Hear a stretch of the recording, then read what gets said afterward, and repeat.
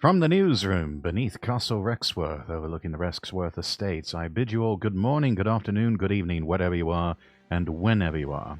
My name is Rexworth, Lord Rexworth, and I welcome you to our Monday night broadcast on multiple streaming platforms.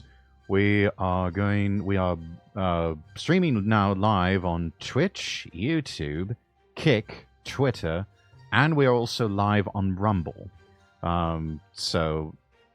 Chat, my apologies if I don't get to you right away, but I will do what I can to make sure that everyone's chats get read on stream. So please do bear with me. It's a lot of sources to have to deal with, and a lot of moving parts as we kick things up a notch and we step up our multi-streaming efforts and attempt to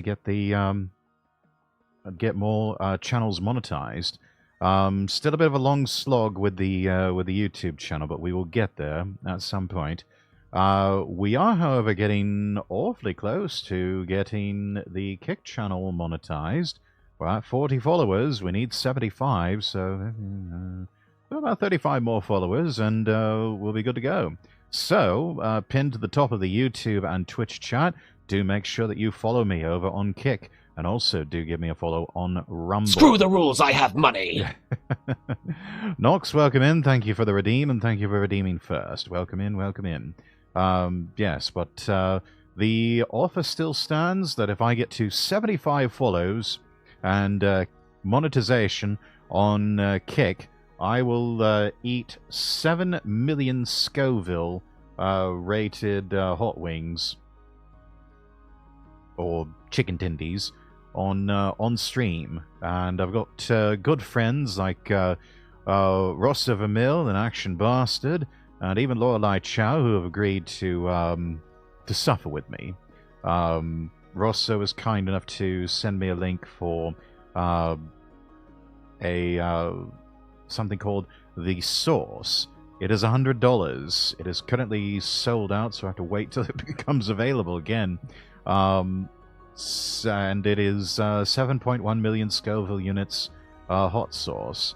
This is an extract that I am probably going to need to... I don't know. It says... There's warnings with it.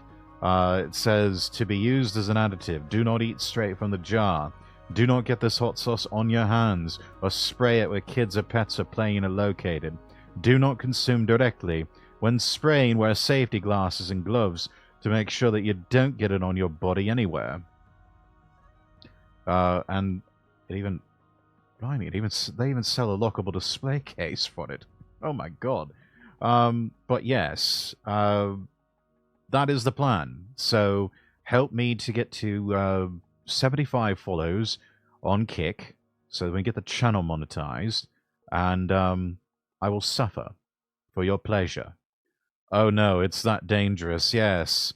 Only when spraying, and only if you touch it, it can really burn. But welcome in, Annie. Taya, welcome in. You got this. Yes. But anyways, that's the, I am a man of my word. I have been, and it still stands even, gosh, it's been close to a year now since I started up the Kick channel, maybe a little bit over a year. I made the tactical decision to focus on Twitch streaming and focus my energies there, but I think the time is right now, given everything that's happened with Twitch, to start diversifying. And I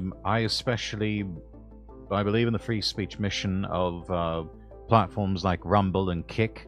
I also love that they take care of their creators and have really good payout ratios of, I think Kick is still like 90-1. Annie, thank you for subscribing with Prime. Thank you for the Bezos books. That gets us to 10 subs, so a third of the way on our sub goal here on Twitch. Well done. Thank you so much. Yeah, so it's now more than ever, it's important for us content creators and VTubers to make sure that we are diversifying across all platforms. I made the decision last year to focus almost exclusively on Twitch streaming. Of course, yes. Thank you. At the time, it was what was right for me. But given what has happened with the whole recent adpocalypse on Twitch, and just given the usual nonsense that's happening with YouTube, now more than ever, it's important for us to diversify, to make sure that our content is available to as wide of an audience as possible. And I've always admired platforms like Rumble because they are quite adamantly dedicated to free speech. You will find voices on there that you will not find anywhere else. You will also find voices on Kick that you'll not find anywhere else. And whatever the criticisms one may have of the platforms, we have to remember that at the end of the day, they are just that. They are platforms. And it is important that we, as consumers of content, exercise our rights as consumers and curate our feeds accordingly. If you don't like something that's coming across your feed, then there's always an option. It is presented in one form or fashion with all of them. Usually if you just tap the ellipses or something like that to say, I'm not interested in this. And if you see something you don't like, you just select, I'm not interested in this. And they'll show you something else. They will keep showing you. It's a computer algorithm. It's not going to get angry at you. It's not going to try to force your hand on something. It's just going to keep cycling through it till it finds something that you do like. So, with all of that said, there are people who prefer to watch Kick over Twitter. There are some people who prefer to watch Rumble over YouTube. And I am here to try and provide content and entertainment to those audiences over there. Plus, they're really good platforms. Kick has really grown quite a bit, and its interface has now become much more user-friendly. The app, I think, is is actually starting to become better and more stable than even Twitch's app, which over these past, I'd say, 6 or so months, Twitch has made so many changes to the app that, and so often it's become a thing where it's not uncommon to have a stream freeze up on you. There are certain streamers I love watching on Twitch. Unfortunately, the app is a bit broken, so they do simulcast on YouTube, so I do end up having to go over there and support them that way. But yeah, supposing that one of the apps is down, again, if you put all your eggs in one basket, you're a bit stuffed at that point. So that's why it's important. Have alternative platforms up and running. It's the same with payment and subscription-based services. I now have things like a locals page set up, and I've also got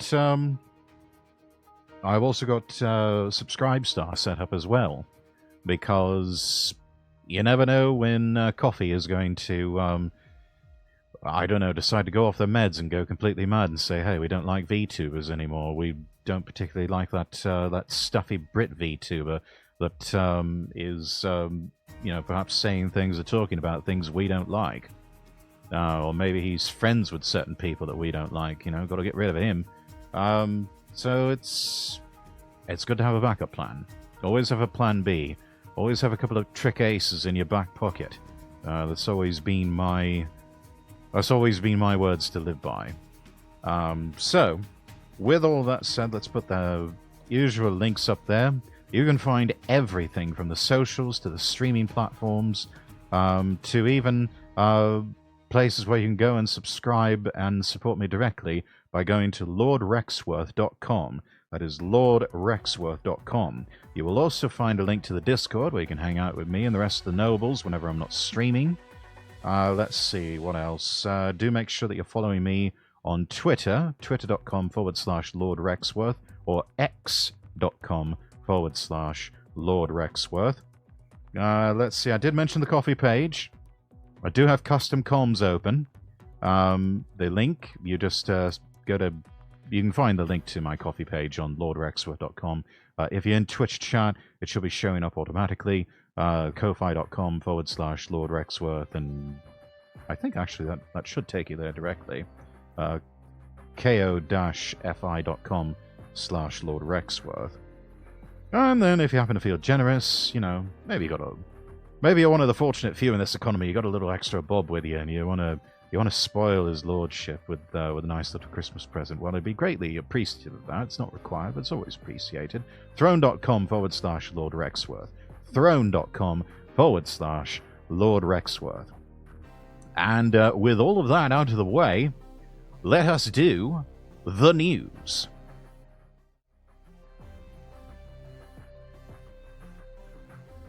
Let's see here.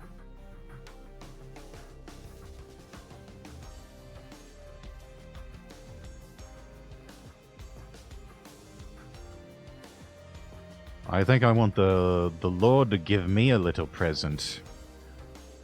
Well, Nox, I'd be happy to do that, except if you're talking about the custom comms, those don't come free, my friend. But my prices are reasonable.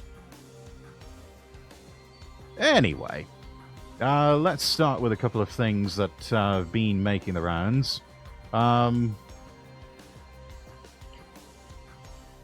Something light-hearted for a lot of you gooners out there. Nanomedicine is making some strides.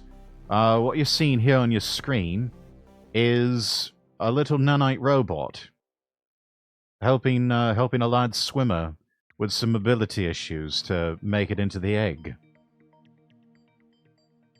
I never knew this was a thing, but apparently yes, this is a new form of fertility treatment or something that's in the experimental stage. It's just a little metal helix.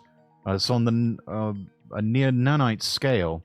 They're so small they can completely wrap around the tail of a single sperm and assist it along its journey. And some of you might be thinking, Your Lordship, why are we getting remedial sex ed to start out? Well, you know, let's start out with some good news here. There's lots of people out in this world that want to have children, in spite of all the difficulties, but maybe for whatever reason they're unable to. My God, we live in a part of the world where there's so many chemicals and other nasty things that are having this effect on people's fertility. It's sad that we have to resort to injecting nanites into them to make something like this possible, but, you know, here it is, and I mean, it's really cool. I mean, it's the stuff of science fiction. This was the sort of thing that Ray Kurzweil was talking about decades ago with books like The Age of Spiritual Machines and The Singularity is Near, talking about it as almost it was a fait accompli. And yeah, it looks like we're on track here, especially with things in the field of tech and also med tech. So brilliant. Now, let's see, what else do we have here? You've heard a certain Foxu waifu of ours that is been going on against about DEI and especially a little something called Bridge. Well, something new here in today on, I believe this is a Substack by Colin Wright. Groundbreaking study on dye. It was silenced. 2 leading media organizations abruptly shelved coverage of a groundbreaking study that went totally against the narrative. Well, imagine my shock. Force the dark page, that way we're not getting flashbanged here. But from reality's last stand in a stunning series of events, two leading media organizations, the New York Times and Bloomberg, abruptly shelved coverage of a groundbreaking study that raised serious concerns about the psychological impacts of diversity, equity, and inclusion, or DEI, pedagogy, otherwise known as DI. The study, conducted by the Network Contagion Research Institute in collaboration with Rutgers University, found that certain DEI practices could induce hostility, increase authoritarian tendencies, and foster agreement with extreme rhetoric. With billions of dollars invested annually in these initiatives, the public has a right to know if such programs, heralded as effective model solutions to bigotry and hate, might instead be fueling the very problems they claim to solve. The decision to withhold coverage raises serious questions about transparency, editorial independence, and the growing influence of ideological biases in the media. The NCRI study investigated the psychological effects of DEI pedagogy, specifically training programs that draw heavily from texts like Ibram X. Kendi's How to Be an Anti-Racist and Robin DiAngelo's White Fragility. The findings were unsettling, though perhaps not surprising to long-standing opponents of such programs. Nothing really surprises me anymore. Though carefully controlled experiments, the researchers demonstrated that exposure to anti-oppressive, in other words, anti-racist rhetoric, common in many DEI initiatives, consistently amplified perceptions of bias where none existed at all. Participants were more likely to see prejudice in neutral scenarios and to support punitive actions against imagined offenders. These effects were not marginal. Hostility and punitive tendencies increased by double-digit percentages across multiple measures. Perhaps most troubling, the study revealed a chilling convergence with authoritarian attitudes, suggesting that such training is fostering not empathy, but coercion and control. No, you don't say. The implications of these findings cannot be downplayed. DEI programs have become a fixture in workplaces, schools, and universities across the United States, with a 2023 Pew Research Center report indicating more than half of U.S. workers have attended some form of DEI training. Institutions collectively spend approximately $8 billion annually on these initiatives, and yet the NCRI study underscores how little scrutiny they receive. While proponents of DEI argue that these programs are essential to achieving equity and dismantling systemic oppression, the NCRI's data suggests that such efforts may actually be deepening divisions and cultivating hostility. This context makes the suppression of the study even more alarming. The New York Times, which has cited NCRI's work in nearly 20 previous articles, suddenly demanded that this particular research undergo peer review, a requirement that has never once been imposed on the Institute's earlier findings, even on similarly sensitive topics like extremism or online hate. Funny how that works. They'll just accept anything that does go with their narrative without question. But the minute something comes up that questions that, oh no, we've got to peer review this, we've got to fact-check this to hell and back. At Bloomberg, the story was quashed outright by an editor known for public support of DEI initiatives. Can't have them looking embarrassed now, can we? The editorial decisions were ostensibly justified as routine discretion, and yet they align conspicuously with the ideological leanings of those involved. Are these major outlets succumbing to pressures to protect certain narratives at the expense of truth? Well, yes, of course they are. Having worked in radio and in journalism myself for many years, I can tell you this goes on all the time. If it does not fit the narrative, you will find your stories quietly just sort of disappearing, or, oh, well, we don't have time to cover that, or no, we need you to go cover this other thing. Just sort of shuffle it under the rug and forget about it.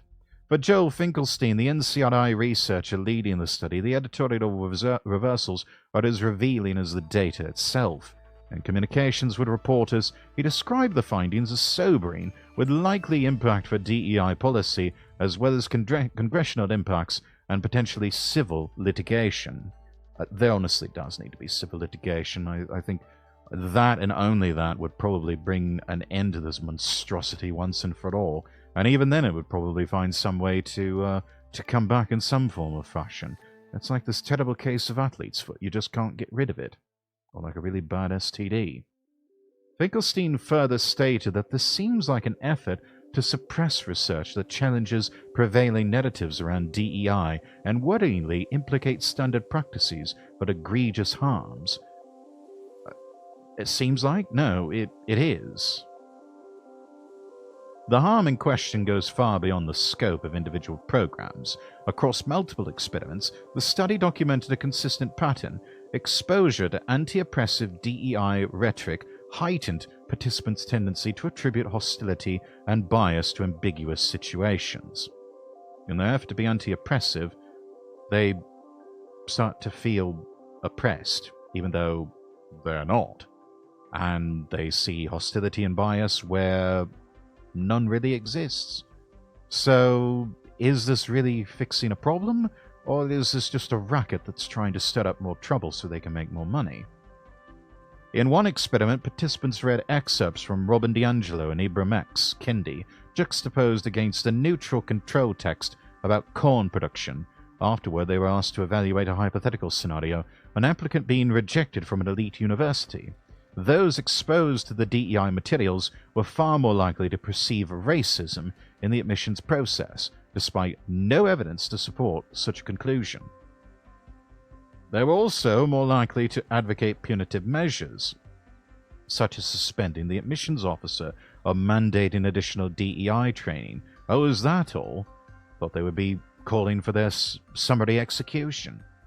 A particularly revealing aspect of the study focused on DEI training centered on Islamophobia, using materials developed by the Institute for Social Policy and Understanding. The findings echoed the broader concerns of the study, but offered unique insights into how DEI programming shapes perceptions of bias and fairness.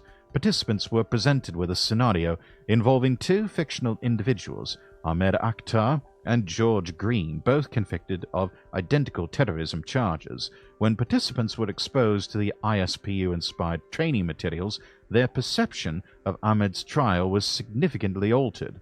They rated it as far less fair than George's, despite the trials being described in identical terms.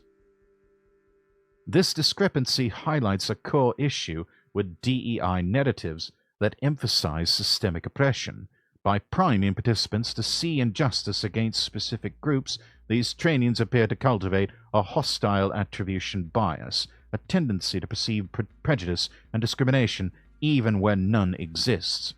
While sensitivity to genuine bias is critical, the NCRI findings suggest that DEI interventions like the ISPU materials may create unwarranted distrust in institutions and undermine confidence in objective fairness. Another alarming aspect of the NCRI study involved DEI training on caste discrimination. Participants exposed to materials from Equality Labs, a prominent provider of anti-caste training, were significantly more likely to perceive bias and endorse dehumanizing rhetoric, including adapted quotes from Adolf Hitler where the term Jew was replaced with Brahmin. The findings suggest that these programs may not only fail to address systemic injustice, but actively cultivate divisive and authoritarian mindsets. So they pour kerosene on the fire. Critics of DEI have long pointed to its lack of empirical support, and the NCRI study adds weight to those concerns. Research cited in the report highlights how many DEI programs rely on untested theories or unverified self-reports, with little oversight or accountability. A 2021 meta-analysis found that some initiatives not only fail to reduce prejudice, but actually exacerbate it, fueling resentment and perceptions of unfairness. The NCRI study's findings echo these conclusions, suggesting that far from fostering inclusion, DEI programs may perpetuate a cycle of suspicion and punitive retribution. In other words, it's just one long series of vendettas, one against the other. Yet as troubling as the study's findings are, its suppression may be even more consequential. The decision to withhold this research from public discourse speaks to a larger issue, the growing entanglement of ideology and information. In a moment when public trust in institutions is already fragile, I would say practically non-existent at this point, the media's role as a gatekeeper of information becomes all the more worrying when powerful outlets like the New York Times and Bloomberg withhold stories of such significance they fracture trust with the American people. The public deserves to know if the tools being deployed to foster equity and anti-racism are instead causing harm. They are. The NCRI study raises urgent questions about the real social consequences of DEI programming, but it also underscores the need for transparency and accountability in how we address these issues. Suppressing this research does not further the goal of making society more inclusive and accepting.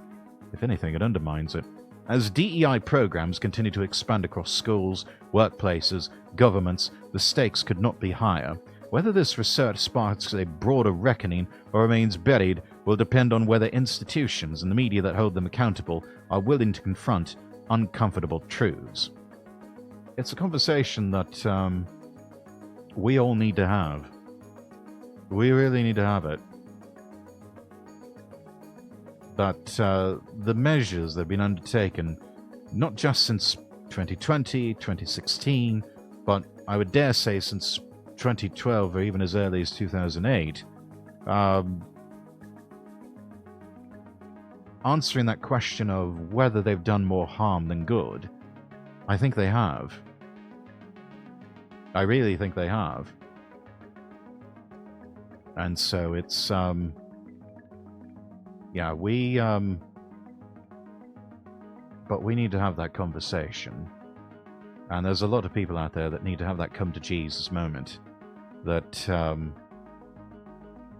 not everything is racist, sexist, homophobic, transphobic, or any other type of ism or phobic that you can think of.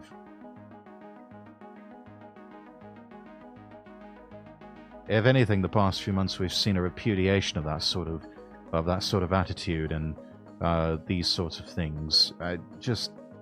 This has got to go. DEI is making things miserable for other people.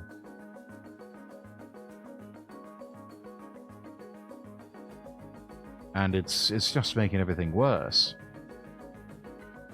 If you are constantly in fear of losing your job over some perceived slight against a person who is a minority, then I would dare say you cannot do your job effectively, nor can you do it as efficiently. We deserve, and I would dare say we all have a right to go into workplaces, into our respective workplaces, and be able to do our job without fuss. As a certain Great Western engine would once say.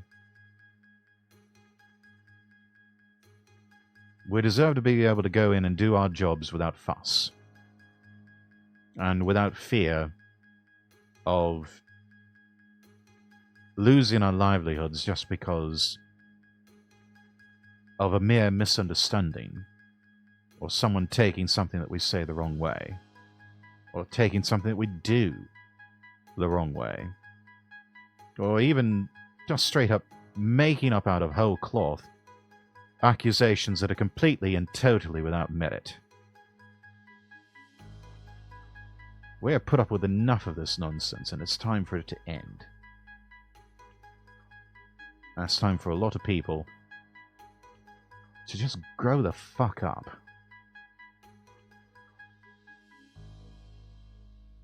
Oh, waifus. So many waifus. Oh, Crunchyroll's running a sale. Lovely.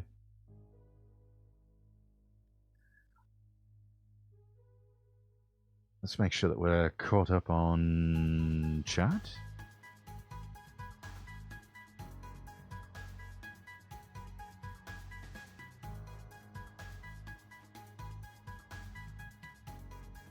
Make sure I'm not missing anything.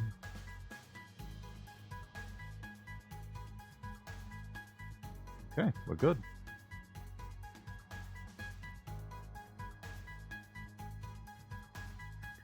Right, anyway. I reposted this earlier today. An Oxford boffin does a study and finds that, yes, the wages of sin are death. This got rolled up into a thread reader. Oxford anthropologist J.D. Unwin studied 86 societies and civilizations to see why some collapse and others do not. And what did he find? That sexual debauchery leads to the collapse of a civilization within 3 generations. Not exactly helping my case here with anime waifus distracting me.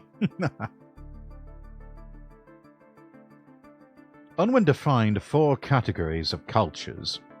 Each is differential in its pursuit of art, engineering, literature, agriculture, etc. That is, the dead. These cultures only focus on day-to-day needs of life. They don't care about higher questions, and they do not progress. There's the superstitious. These cultures develop beliefs that help them explain the natural world. This can be represented in the special treatment of the dead. There's the deistic, characterized by belief in a god or multiple gods. This requires more imagination and higher order thinking. And then there's the rationalistic, which is characterized by rational thinking. This was the category with the most human flourishing. And then Unwin defines sexual ethics and restraint into 2 categories. There's prenuptial. This was measured on a scale from complete sexual freedom to remain a virgin till married. And then postnuptial. How easy is it to get a divorce? How many wives can a man have? How faithful are the women expected to be? Now, what do you think he found, chat? What do you think he found? The single most influential factor in a civilization's longevity and success is prenuptial chastity. If people were expected to remain virgins until marriage, the culture was more likely to have all of the markers of human flourishing.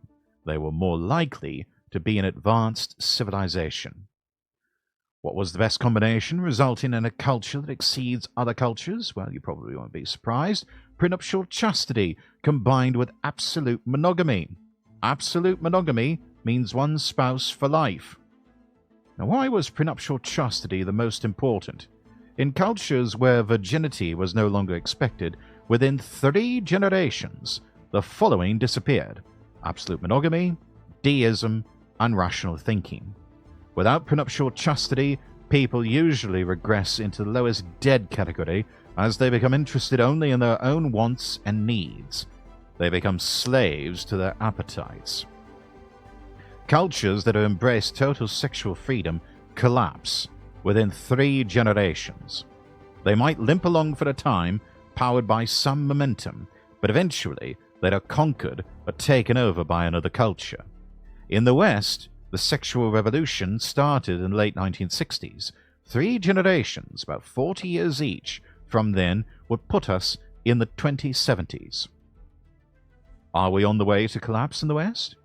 The evidence would point to yes. You cannot have both sexual freedom and progress. Unwin wrote, quote, "Any human society is free to choose either to display great energy or to enjoy sexual freedom. The evidence is that it cannot do both for more than 1 generation. Sexual freedom unleashes all sorts of demons on a society. Couple it with modern medicine, which basically baptizes sexual debauchery with antibiotics and abortion, and you have an acceleration of collapse. In the case of ancient Rome, the slaves were too busy having orgies to be truly productive. In a more modern context, the working class is too busy having orgies to be truly productive. The upper classes, especially too busy having orgies to be truly productive. It turns out that marriage is not just a private contract between 2 individuals. It has ramifications for the entire community and culture. How a society views and treats marriage determines whether or not it will keep things like indoor plumbing and modern dentistry. What 2 or more people do together in the bedroom is not, indeed, a private matter. Writ large, it has consequences for an entire civilization. Likewise, pornography is cultural cancer. It rots the bones. A healthy civilization, or one that wants to progress, will want to eradicate it or push it to the fringes of society. Porn leads to other debaucheries. Looking at the current state of our culture, is there any hope to avoid collapse? Well, the answer to that question looks bleak. Even recently, close to a pandemic, we've seen people engaging in orgies and other risky sexual behavior, despite a new disease called monkeypox. They really are slaves to their passions. The good news, a culture can be turned around. Massive repentance can bear fruit. But based on the data, it also takes 3 generations for improvements to start showing up. Sexual ethics is a powerful rudder, but it is still a rudder on a huge, lumbering ship. We better start turning the wheel. Better start turning the wheel, indeed.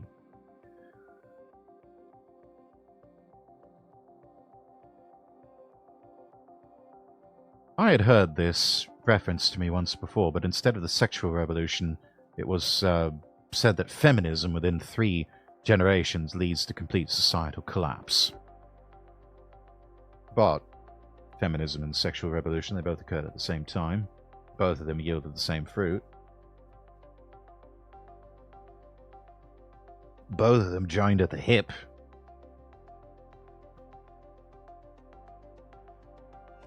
Sorry, folks. This is what happens.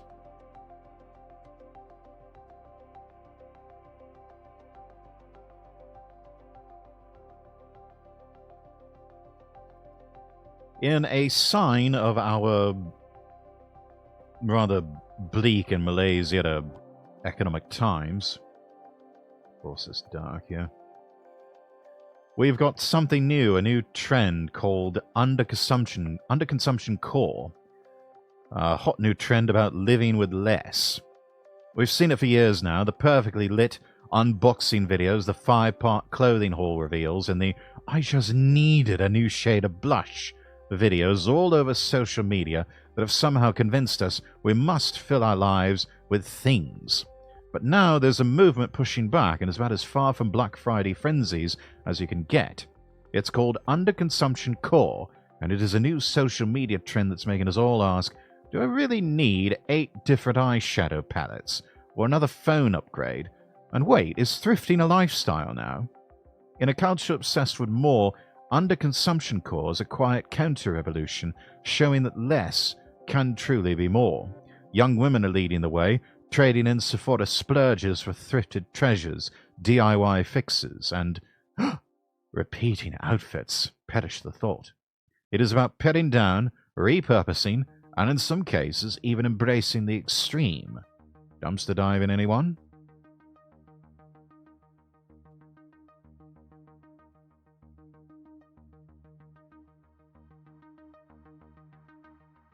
Was my makeup depotted from old palettes? Simple skincare, 1-in-1 out rule.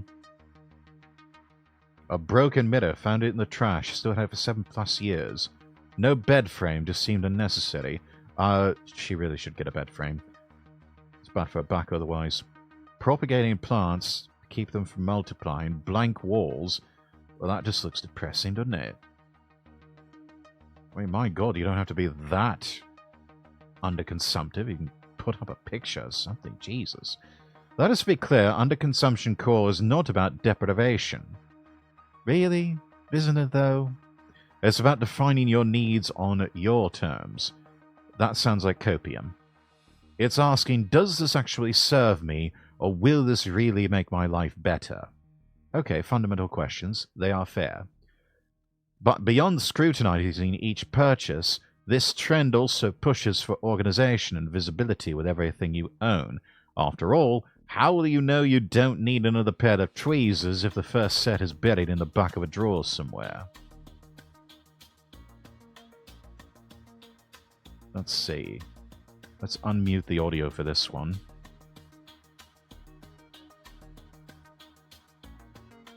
Here are 3 things you can do to engage in underconsumption, starting literally wherever you are right now.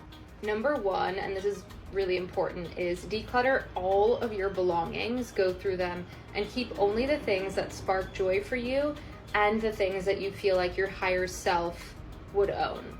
In other words, the Marie Kondo method. Number 2, organize your belongings so that all like items are stored in the same place. So for example, put all your t-shirts in one place, all your water bottles in one place. And the function of this is that you're constantly taking stock of what you own in that category, and you can see where you have duplicates. You know, you can see what you need, what you don't need. And number 3 is ask yourself these 3 questions before you buy something new.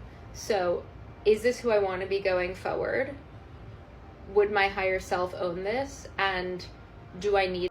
Would someone define higher self for me? This almost sounds like some strange form of self-idolatry. this? If not, would it significantly improve my life? I totally let myself buy things I don't technically need. It's like a really strong want or something that I just know is going to really improve my life. That could be a handbag, that could be a lipstick, that could be a functional item. Then darling, that still sounds like you are... That still sounds like you're doing a lot of the same consumerism. You're just sort of putting this underconsumptive sheen over it to sort of cover your ass and, oh, no, I'm underconsumptive. And, you know, these are things I really, really need. Yeah? Really? Why don't you let us take a look in your house, girl? Come on. Let's see what's in your house. I'm totally just gonna get it. Yeah, whatever. But this movement truly touches every part of life, from your closet to your kitchen. When it comes to food, underconsumption core means rethinking everything in your pantry, fridge, and cabinets. It's about making food from scratch, repurposing food containers as Tupperware, freeze... Oh, that might be a bad idea, especially if it's single-use plastic. That will break down, chemicals will leach into your food, you will get sick from that. Freezing leftovers to make sure nothing goes to waste, finding creative ways to use up every last scrap. Let me just check on something real quick, everyone.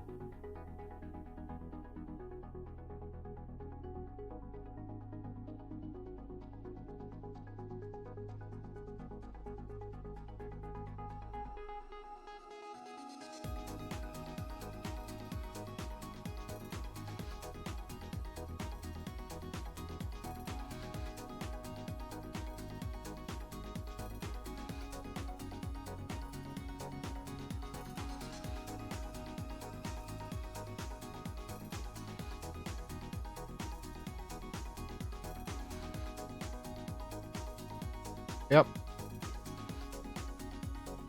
Does appear that we have...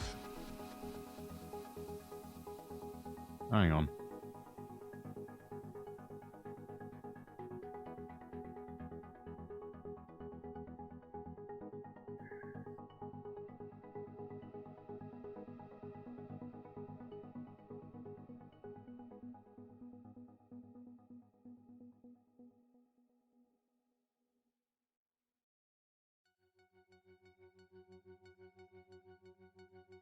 Yep.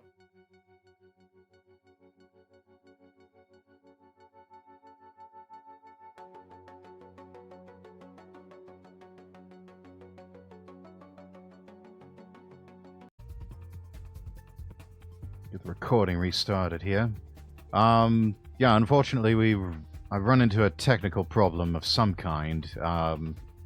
Multi-streaming has decided to just completely shit the bed on me, and I am unable to keep streaming across multiple platforms for tonight, so we will just have to carry on with Twitch. Not sure what's going on, but it is unacceptable to a perfectionist like me, and I've been kicking myself and quietly cursing and screaming, and just, yeah, I'm a bit cross with Streamlabs and with everyone else right now. So, we will carry on.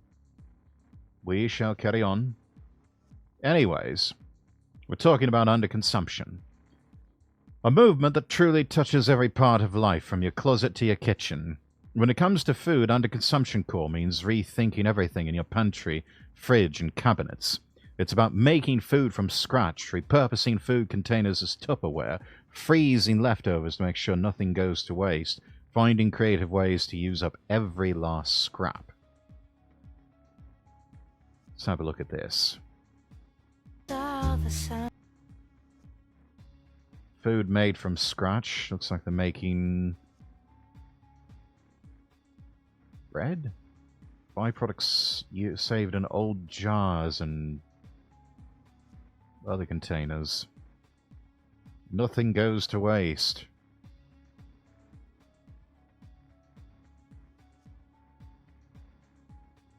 Groceries bought in bulk, stored and thrifted in old jars. Why not just store them in the container that came in?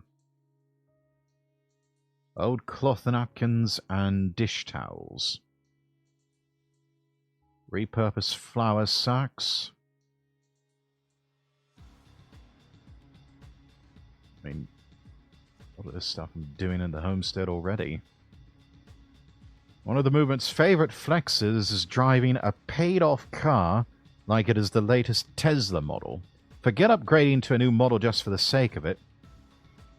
Underconsumption core sees value in stability over novelty. That same idea goes for electronics, clothes, makeup, even hobbies. There is a certain pride in squeezing the last mile out of that sedan, but choosing hobbies that don't come with a monthly fee. Hiking, camping, even a blissfully quiet afternoon at the library. Underconsumption core reminds us that entertainment does not have to drain your wallet. And let's talk Christmas, a time of year that usually has all of us draining our wallets and filling our homes with products galore. But Underconsumption core has its own version of holiday cheer, and it doesn't involve maxing out your credit card. Forget stocking stuffers no one uses or imbeciles of cheaply made toys. Underconsumption core is about giving gifts with thought and intention. Many followers are doing the 4-gift rule. Something you want, need, wear, and read. The idea isn't just about saving cash, it is about giving gifts that actually matter and won't end up in a donation pile by New Year's. Because we do secondhand, low consumption Christmas around here, and so I do have to kind of think ahead because I can't wait till the week before Christmas to go look for Christmas gifts. Also, for context, I have a 3-year-old, and he gets 4 gifts at Christmas. He gets something he wants, something he needs, something to wear, and something to read. He'll also get his stocking, and then we'll also do an advent calendar. So I want to show you what I've picked up so far and what my plan is for his other gifts. I will also add that we don't do SANTA. It's just mom and dad around here. We are in our Hot Wheels racetrack car era. So for his something you want, we are going to get him a Hot Wheels racetrack. We actually went to Target today and I let him look at some and tell me which ones he liked. So I have been stocking some on our local Facebook marketplace. There are so many out there. And then for something you need, he needs some type of like organization or display for his Hot Wheel cars. So I've been on a look for like a little like trinket shelf or just a little shelf that we can mount in his room that he can put his special cars on so we don't lose them. For his something you read, I did pick this up for $2 at our local thrift store. It's actually an Osborne like I Spy book. It was originally $15. So it's just like a hunt and see book. It's really nice quality and the pages are like cardboard almost. And then for his something to wear, he has this little Cookie Monster hat that he really likes to wear. So I've been looking for I think there's like an Elmo and a Big Bird. I'm going to see if I can't find them on like Macari or Poshmark. For his stocking, I have already picked up 2 Knight Sands at the thrift store. They're basically brand new. And then for his advent calendar, it has like little drawers on it. So I think we're going to do a combination of like little chocolates. And then today I stopped by a garage sale and then this was in like the free box. And it's just a bunch of little Legos. So I think I'm going to make a couple of like different Lego figurines to like put in some of the drawers. I also learned last year being really ahead on this and kind of having everything set before December took a lot of pressure off of me as a mom. I knew everything was bought and purchased and I could just relax and enjoy the holiday season. I mean, I admire the creativity. I really do. I mean, in this economy, I guess you do have to get creative, but I don't know. It's another thing where I just look at a lot of that and I think, gosh, it's a very humble Christmas. It's like how how things have changed, you know. I remember as a kid having some really good Christmases with, you know, lots of prezzies and stuff. And then there were some lean years where, yeah, we didn't really get a whole lot. And of course, the older you get, the less you really need or want. I don't know. Then again, keeps the kid from being spoiled, so I guess it's not all bad. Underconsumption core isn't just a passing trend, it's a reimagining of how we live and shop. It's a return to old-fashioned values, urging us to question everything, keep only what truly serves us, stop letting marketers dictate our worth. After all, who decided we needed a different perfume for every month of the year? It's a fair point. Though, wait, who gets a perfume for every month of the year? Even I don't do that. So the next time you're wandering the aisles of Target, take a cue from this movement and ask yourself, do I really need this? I mean, it's always a good question you need to be asking yourself with any of this. Let's see. I want to get into this now.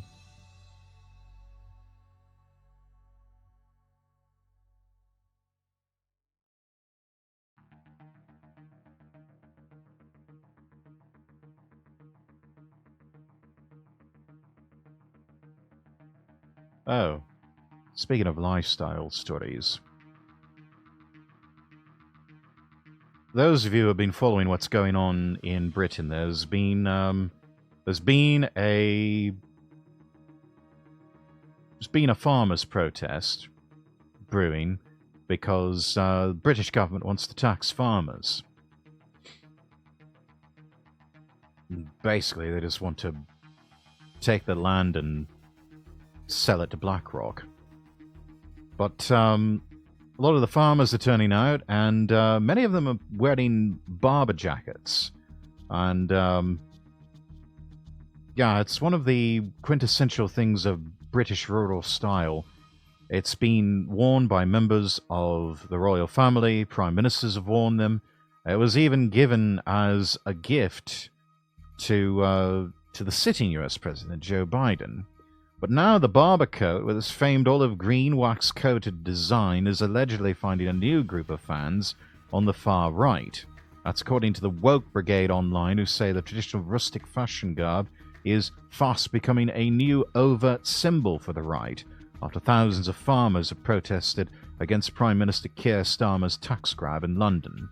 Many of those at last Tuesday's rally appeared to be sporting a barber, which can retail for anything from £300 to almost £1,200. During the march, attended by the likes of ex-Top Gear host Jeremy Clarkson and Reform UK leader Nigel Farage. In a viral tweet on X seen more than 2 million times, one person wrote, "The barber jacket is fast becoming a new overt symbol for the right," with another adding, "Barber jackets are clearly a new uniform for the new reign of terror."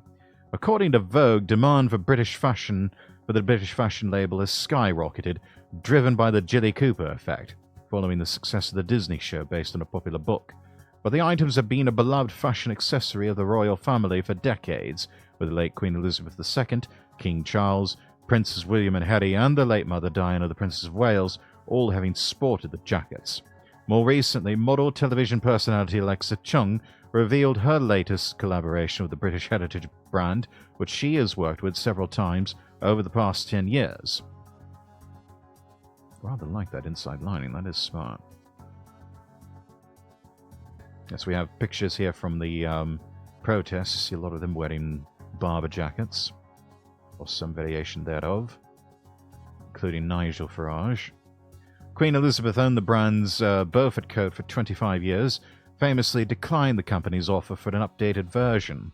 Sophie, the Duchess of Edinburgh, Princess Anne, Meghan, the Duchess of Sussex, Queen Camilla, and Catherine, the Princess of Wales, have also embraced the classic designs, and Princes William and Harry wore barber jackets as children.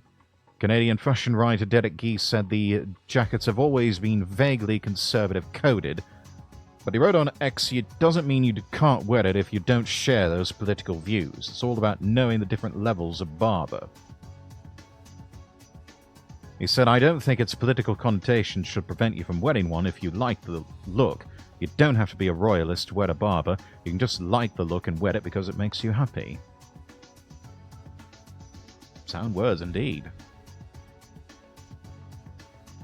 Just don't tell that to the woke mob. They don't want to hear it. The fifth-generation family-owned business based in the Northeast is led by Dame Margaret Barber, age 84, who serves as chairman, and her daughter Helen, who is the vice chairman. It was established back in 1894 in South Shields Marketplace. Barber's famed for its timeless waxed jackets. In 1964, Dame Margaret married John Barber, the great-grandson of the brand's founder. Following John's sudden death from a brain hemorrhage in 1968 at the age of 29, Dame Margaret stepped into the family business, working closely with his mother, Nancy Granny Barber. Not long after, Queen Elizabeth came to embody the quintessential Barber style, defined by its practicality. Let's see, we've also got Queen Camilla wearing one, and then here's one being worn by King Charles. We've also got Kate, the Princess of Wales. Kate wearing no less than 5 styles. Then, of course, you've got then Prince Charles in his younger years, Diana, the Princess of Wales,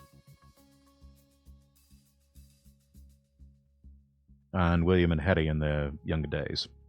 Numerous photos from the 1970s show her at Windsor and Balmoral wearing various jackets paired with kilts, walking shoes, and Hermes headscarves. The late monarch famously declined to part with her beloved Beaufort coat despite receiving an offer of a new one. Margaret once revealed she offered Elizabeth a new coat, worth around 300 quid, in celebration of a Diamond Jubilee in 2012, but instead the Queen opted for Barber's renowned re-waxing service to refresh her well-worn favourite. Dame Margaret said it's very desirable to have a very well-worn Barber jacket. Brand had something of a snob quality. She wanted a long Barber jacket re-waxing, and they said, we'd love to do this, ma'am, to her secretary, of course. Queen Elizabeth is thought to have owned her Beaufort jacket for more than 25 years. A really positive statement to the build quality of the Barber jacket. If she can wear it for 25 years before it needs to be re-waxed, that's, that's really something, isn't it?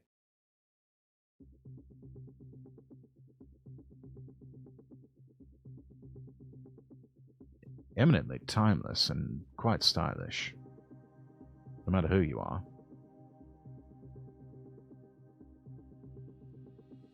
Well, something interesting about the fabric, it was designed back in 1982 as a waterproof waxed cotton coating with bellow pockets, inspired by styles that Dame Margaret had seen during a trip to France. Dame Margaret, alongside managing director Steve Buck and her daughter, has kept customers satisfied by updating the classic styles without compromising on quality. Good for her. The iconic wax jackets are still made in the northeast of England, while other products are produced worldwide. Other notable royal fans include King Charles, the late Princess Diana, who favoured the mid-length Burley coat in 1985. Kate owns no less than 5 styles, including the signature ladies' wax defence jacket, which she acquired in 2012, and the Barber by Alexa Chung Edith jacket.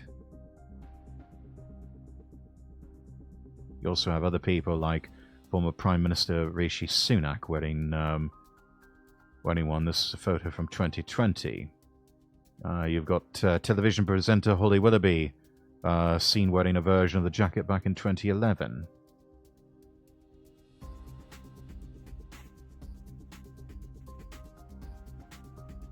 In 1974, Barber was granted its first royal warrant by Prince Philip. It received its second from Queen Elizabeth in 1982, and its third from then Prince Charles in 1987. It's crafted from glossy waxed cotton, featuring the brand's trademark detailing, including a concealed two-way zip fastening, corduroy collar, and checked lining. In June 2023, the former Prime Minister Rishi Sunak presented a personalized Barber to President Biden during a visit to the United States. Among those famously supportive of the brand included US movie icon and motorcycle enthusiast Steve McQueen. Barber has become increasingly popular in America in recent years after appearing in the like of The Crown and episodes of Succession. Reform Party boss Nigel Farage, who was seen at the farmers' protest in London on last Tuesday, also appeared to be sporting a Barber.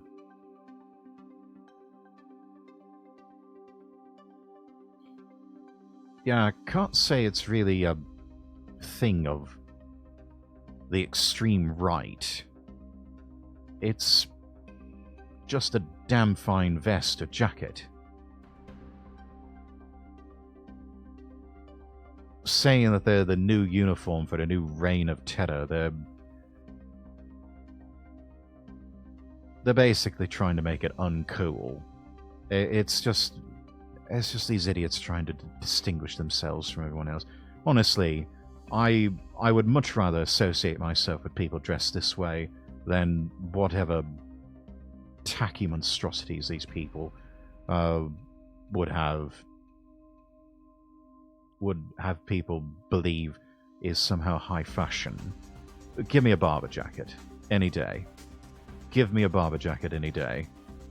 It's and especially something that you can wear for 25 plus years, and it stands the test of time. I mean, this is a photo from 1987. It looked good back then.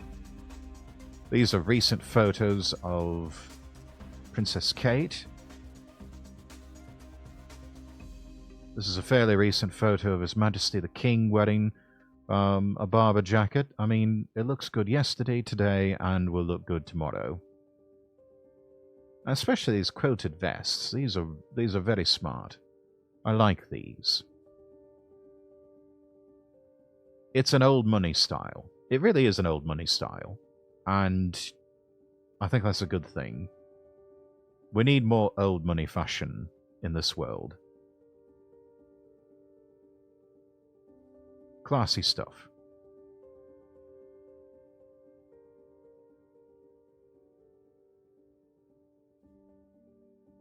Let's see what else we have here.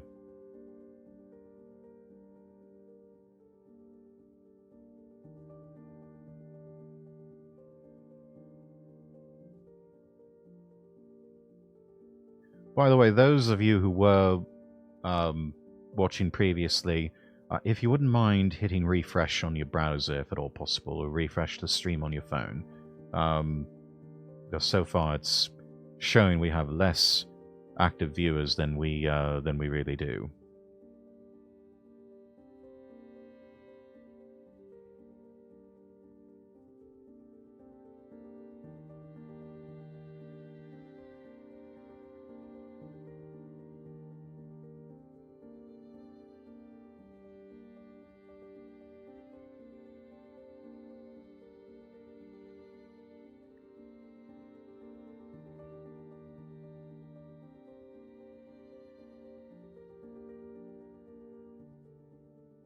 Another interesting item from the Daily Mail. A bombshell new clue may finally crack the DB Cooper case, some 53 years after the hijacker escaped out of a plane with $200,000. The parachute that the infamous hijacker DB Cooper used to make his getaway out of a plane with 200 grand may have finally been found. The enigma behind DB Cooper, the man who jumped out of Northwest Orient Airlines Flight 305 with thousands in cash after handing a stewardess a note demanding the ransom on November 24, 1971, has long stumped the American FBI. Now the children of one of the only suspects, Richard Floyd McCoy II, have produced the parachute they say he used to carry off the heist. After Shantae and Richard Rick McCoy's mother died, they got in contact with YouTube star Dan Grider, who had bothered them on and off for years while doing his own investigation. Inside McCoy's mother's storage was a modified military surplus bailout rig Grider believes Cooper used in the heist. He told the outlet Cowboy State Daily that rig is literally 1 in a billion. McCoy's children also agree their father may have been Cooper, but they refrained from coming forward with their speculation until their mother died, as they believe that she was complicit in her husband's crime. On Monday, Grider released a video on his YouTube channel where he announced the FBI had been looking into their newest discoveries. And there's the backpack there, chat. The amateur investigator said FBI agents contacted him after watching his first 2 videos, one of which shows him discovering the parachute in the storage house on the family's property. It was the first time the FBI had made a move in the DB Cooper case since they had tabled it in 2016 pending any new evidence. The flight instructor claimed FBI agents met with him and Rick to take the harness and parachute into evidence.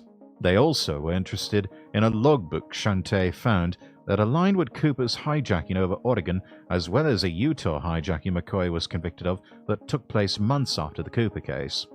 Grider's friend Lotta Savino, a retired airline pilot, also attended the meeting and recalled to Cowboy State Daily that the agents were professional and stoic. She said considering they had requested the meeting, it was clear they were taking it seriously. Grider and McCoy's children said that parachute was the result of unique alterations that the chutes had in the Utah hijacking that had been well documented by Earl Cossey, who owned and provided them before the 1971 crime. The FBI has yet to return the evidence, leading Grider to believe their speculations that the parachute was used in the Cooper hijacking. A month later, an FBI agent contacted Rick to search the family property. Dozens of agents descended on the southern property and searched every nook and cranny. From afar, Grider and Savino watched and documented the search that lasted around 4 hours, that's according to Cowboy State Daily. Hello, Lord Rexworth. Action Bastard. Hello, hello. Welcome in, welcome in. Good to see you. How are you? Rick has also provided DNA samples to the FBI, but the agency has yet to update the McCoy family of any developments in the case.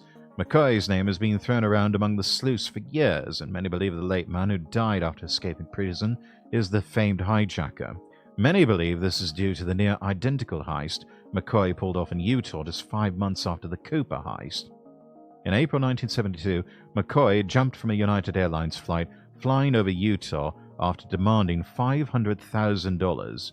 Within 72 hours, the FBI arrested him after matching fingerprints left on the note, and a witness who worked a roadside restaurant recalled selling McCoy a milkshake shortly after the heist. The FBI raided his home without a warrant, which more than likely did not allow them to pin him for the Cooper heist. He was convicted and sentenced to 45 years in prison for the Utah heist, but later broke out of the maximum security prison with 3 other prisoners.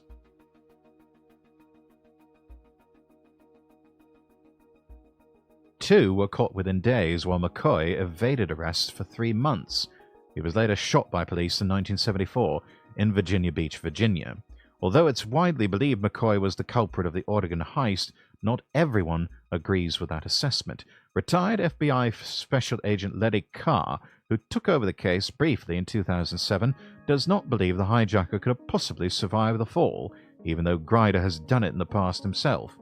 Other naysayers say McCoy was too young to match the profile of the man believed to be in his mid-40s who completed the heist. Grider writes of his office McCoy simply wearing a disguise to hide his identity. Besides, Grider is sure the parachute and rig will prove it is their guy. Despite having the evidence, the FBI has not announced any new changes to the case, but did previously deny true crime investigator Eric Ullis's FOIA request, according to a June report by the U.S. Sun.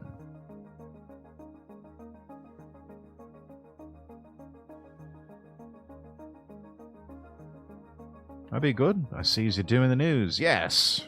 Had a bit of a technical problem. Thought we'd be able to do this multi-streaming across multiple channels, but Streamlabs has decided to that no, we're not allowed to do that.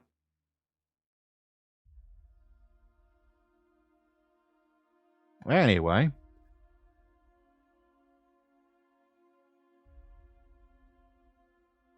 Let's take a look at other items making the news. Actually, I want to check over on Zero Hedge. Got some other things here in my flow that I wanted to check out.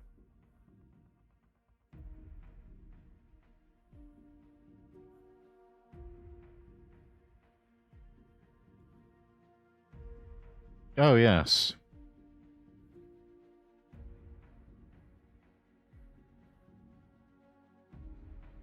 No, I don't want to subscribe. I'm not going to allow ads. Here's a question for a lot of you. I think it's the literal walls of ads that made Streamlabs derp out. Maybe.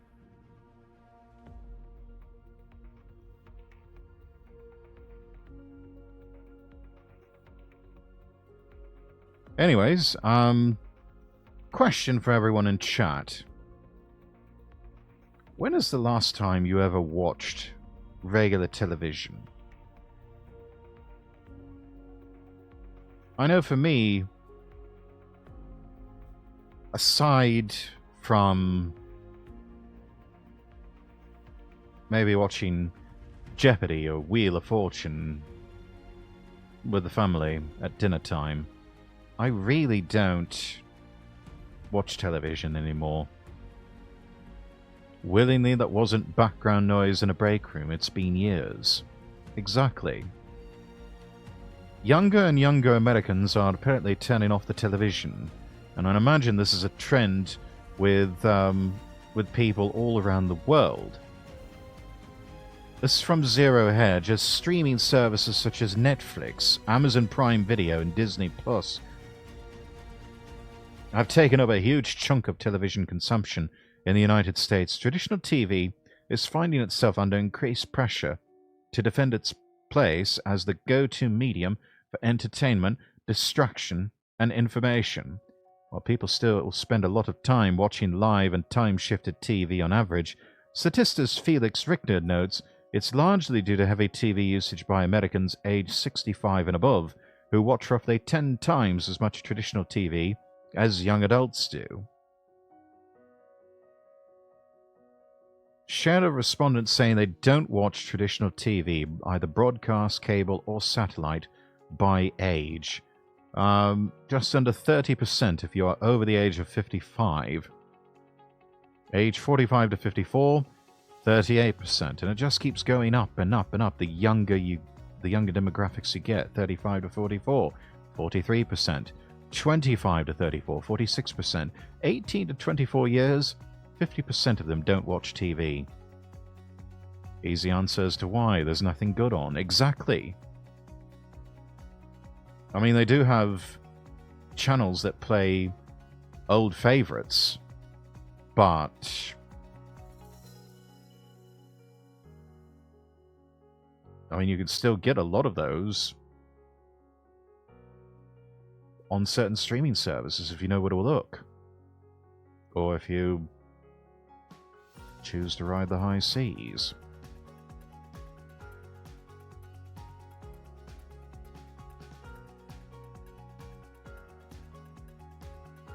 Anyways, according to Nielsen, Americans aged 18 to 34 watched less than 5 hours of live and time-shifted television per week.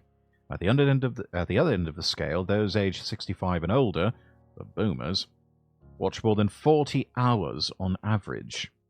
Making this worse for the TV industry is a growing share of young adults who don't watch TV at all, as they get all they need from digital sources. This is one of the reasons I got out of radio. Nobody listens to the radio anymore. Because, I mean, I've worked for news stations, and one of the popular formats for American news stations has been this news format where traffic and weather reports are given every 10 minutes. Whether it's, on the 1s, or on the 5s, or on the 8s, or on the 9s or 10s.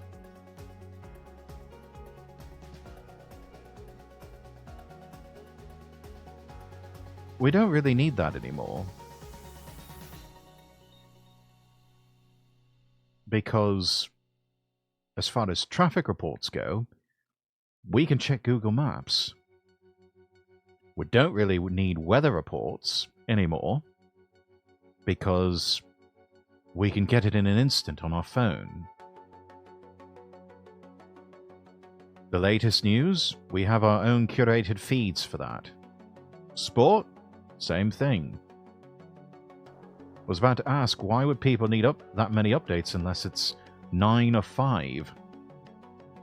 Yeah, I mean, it's a popular thing with a lot of American news radio stations, especially in morning and afternoon drive, to provide traffic and weather updates every 10 minutes. But in this day and age, you really don't need it, because people can check their phones.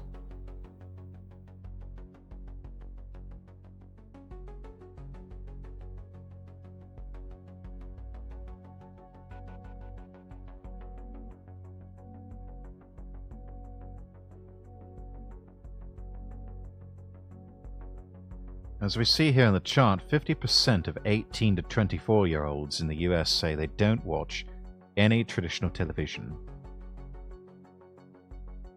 compared to just 29% of 55 to 64-year-olds. That share would likely be even lower for those aged 65 and older, but in this case they were not surveyed.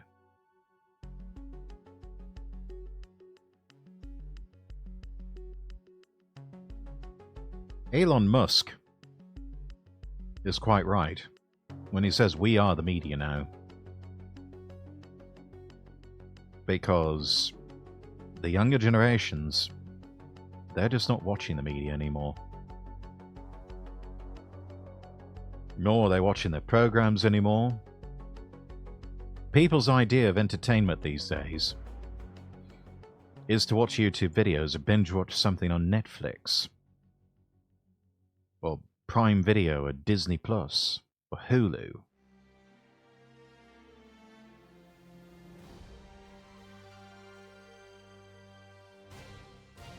Or, if you're like me,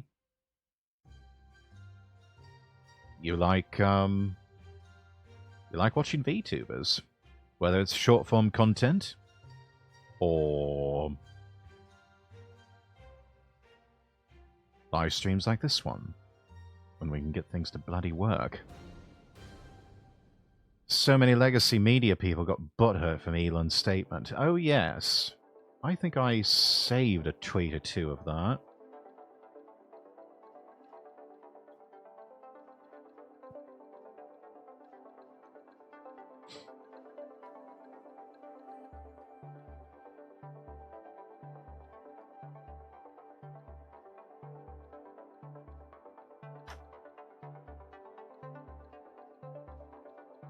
I've got a bookmark for that.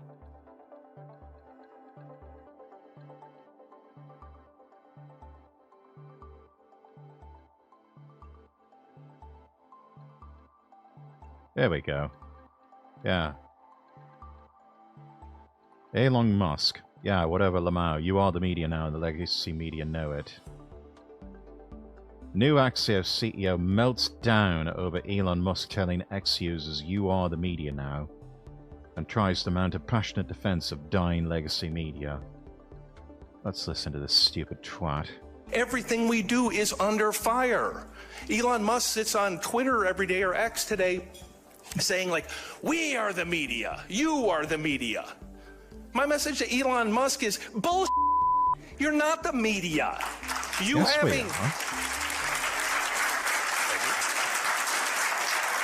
having a blue check mark, a Twitter handle, and 300 words of cleverness doesn't make you a reporter. You don't do that by popping yes, off on it does. Twitter. You don't do that by having an opinion. You do it by doing the hard work. Yeah, come on, slow clap, everybody. Whoa. First of all, I've got to say, God, these extraordinary delusional content. morons. It needed to be said. Yeah. It continues to need to be said. When all of the garbage is flying around on social media, lying about reporters, lying about the hard work they do, lying about the hard work editors do, Where are lying the about lies? everything up Where are the and lies, down Joe? about not only their alternative set of facts, but alternative set of facts about what people like you do. Or if social media, people lying every day, every hour. Which lies, Joe? Which lies are they? Or is it just stuff that you don't like? You don't like the competition, do you, Joe? It's a bit rough out there.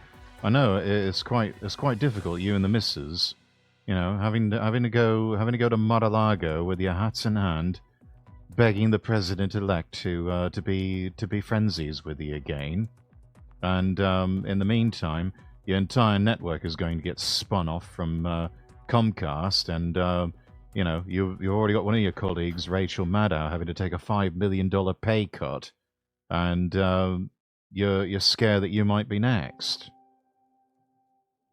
You're just pissing in the wind at this point, man. They cry about doing the hard work. Meanwhile, there's people on Twitter that do the hard work the legacy media ignores. Precisely. I can get more information and better content out of people writing Substack blogs than I ever could picking up a copy of the New York Times, the Washington Post, or even the Wall Street Journal. This is ridiculous levels of delusion and copium. Every minute about the news. What you do matters. What the New York Times does matters. What the Wall Street Journal does matters. What Jonathan Lemire does matters. What the Financial Times does matters. What NBC News and You can keep emphasizing these words over and over again, Joe.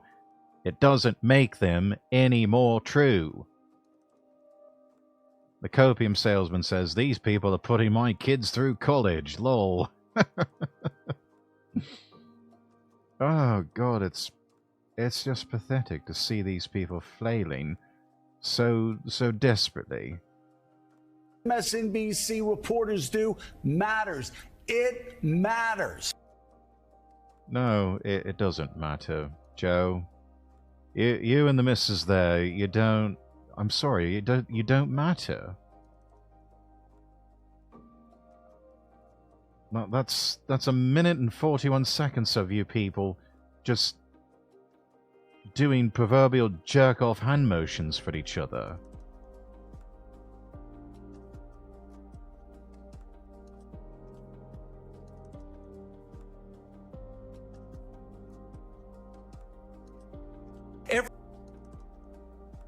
Yeah, shut up. Let's see.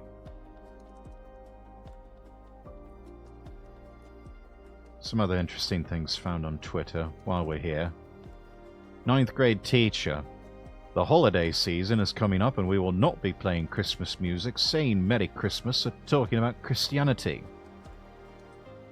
Katie Faust's 15-year-old son. That is a violation of my First Amendment rights. Teacher. Well, sometimes schools can make special rules to protect the mental health of the class.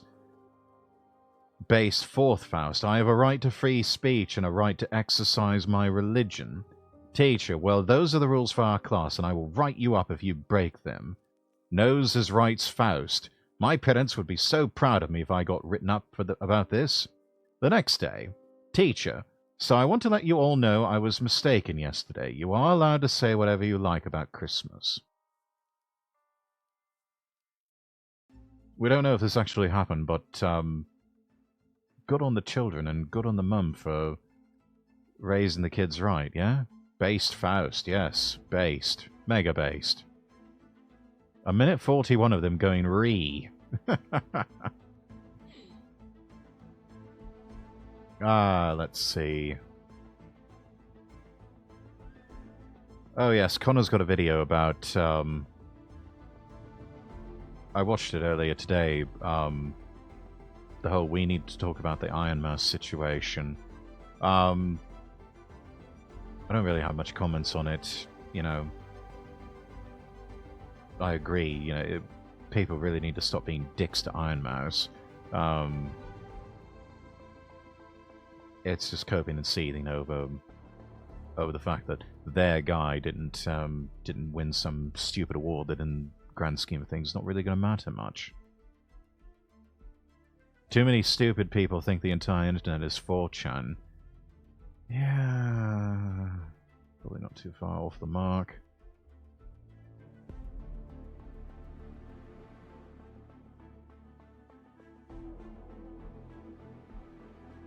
Let's see, Grum's saying I'm drawing a line. I'm rejecting any game that has pronouns in it. And you grammar Nazis know what I mean. Stop being stupid. Don't care if the game is good, a message must be sent. Pronouns promote the woke mind virus, and gamers must send a clear message. Bit of an extreme flex, but alright. Let's see, there was this one.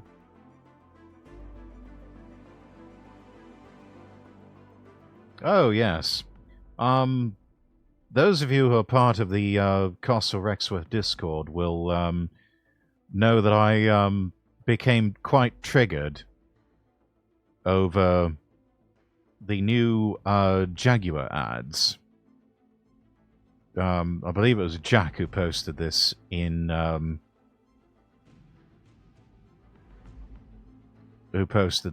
about Jag updating the logo, and also have this really fucking weird ad campaign.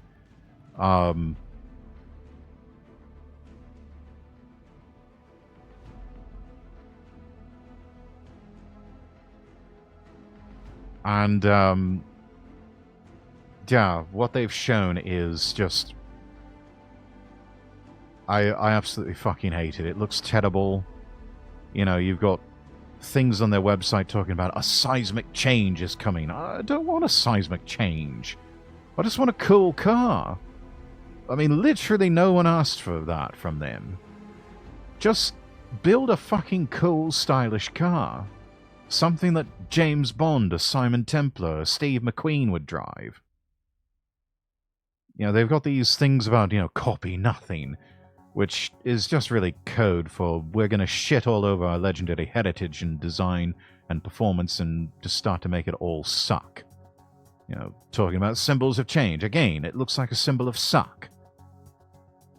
This is literally taking Eric Cartman as Kathleen Kennedy in South Park. This is put a chick in it, make her gay, and make it suck. That's what's going on here with Jaguar. And what the fuck is with these weirdo people in the photos on the webpage and in the ad campaign? I mean, are we selling shitty H&M knockoff wares? Are we selling a bloody car? This is not championing originality like the website says. These weirdos, they look like literally every other emaciated NPC fashion model that steps on the runway in Paris or Milan. There's not a big ask here, Jag. We just want you to build a cool car that doesn't suck.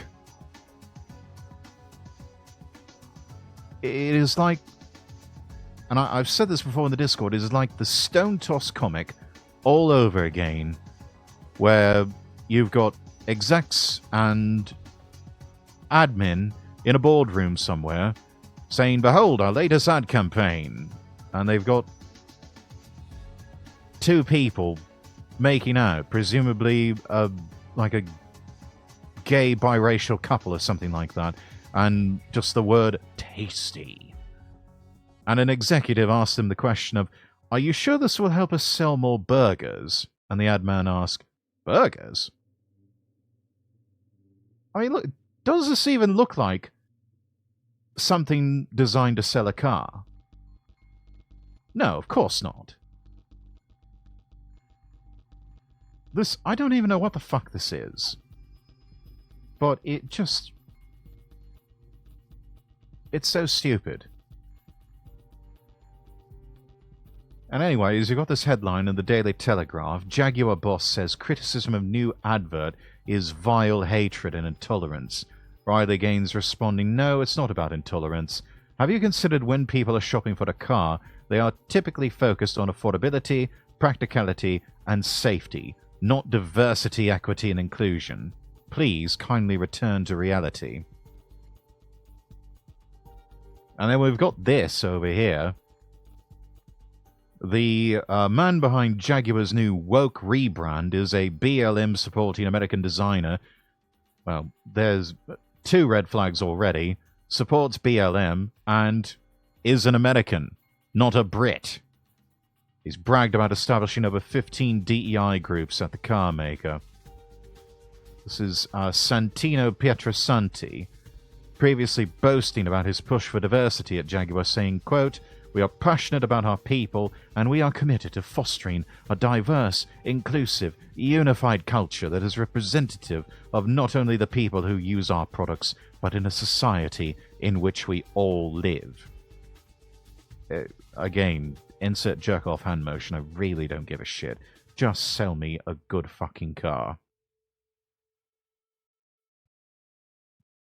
And I can't take credit for this one, but somebody did make this one up. Okay, we need ideas to revive the company and improve the brand. Make a gay ad. Make a shitty logo. Why don't we just make a good car? And he gets thrown out the window. Credit to Action Bastard. I think this was... When did you post this? This was a couple of days ago. Yeah, 6-month outlook on parent company Tata Motors. It's not looking good, is it? But yeah. Get woke. Go broke. Just how it is.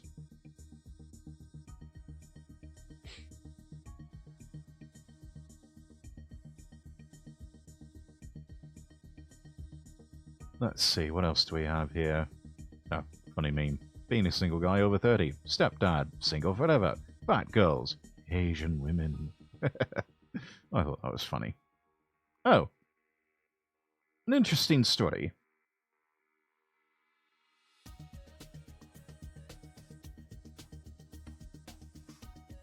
lot of people may not know about this, but I thought it rather interesting. Be right back, wifey, wife pulling me away from the computer. Alright. What's that old saying? Art imitates life, yes.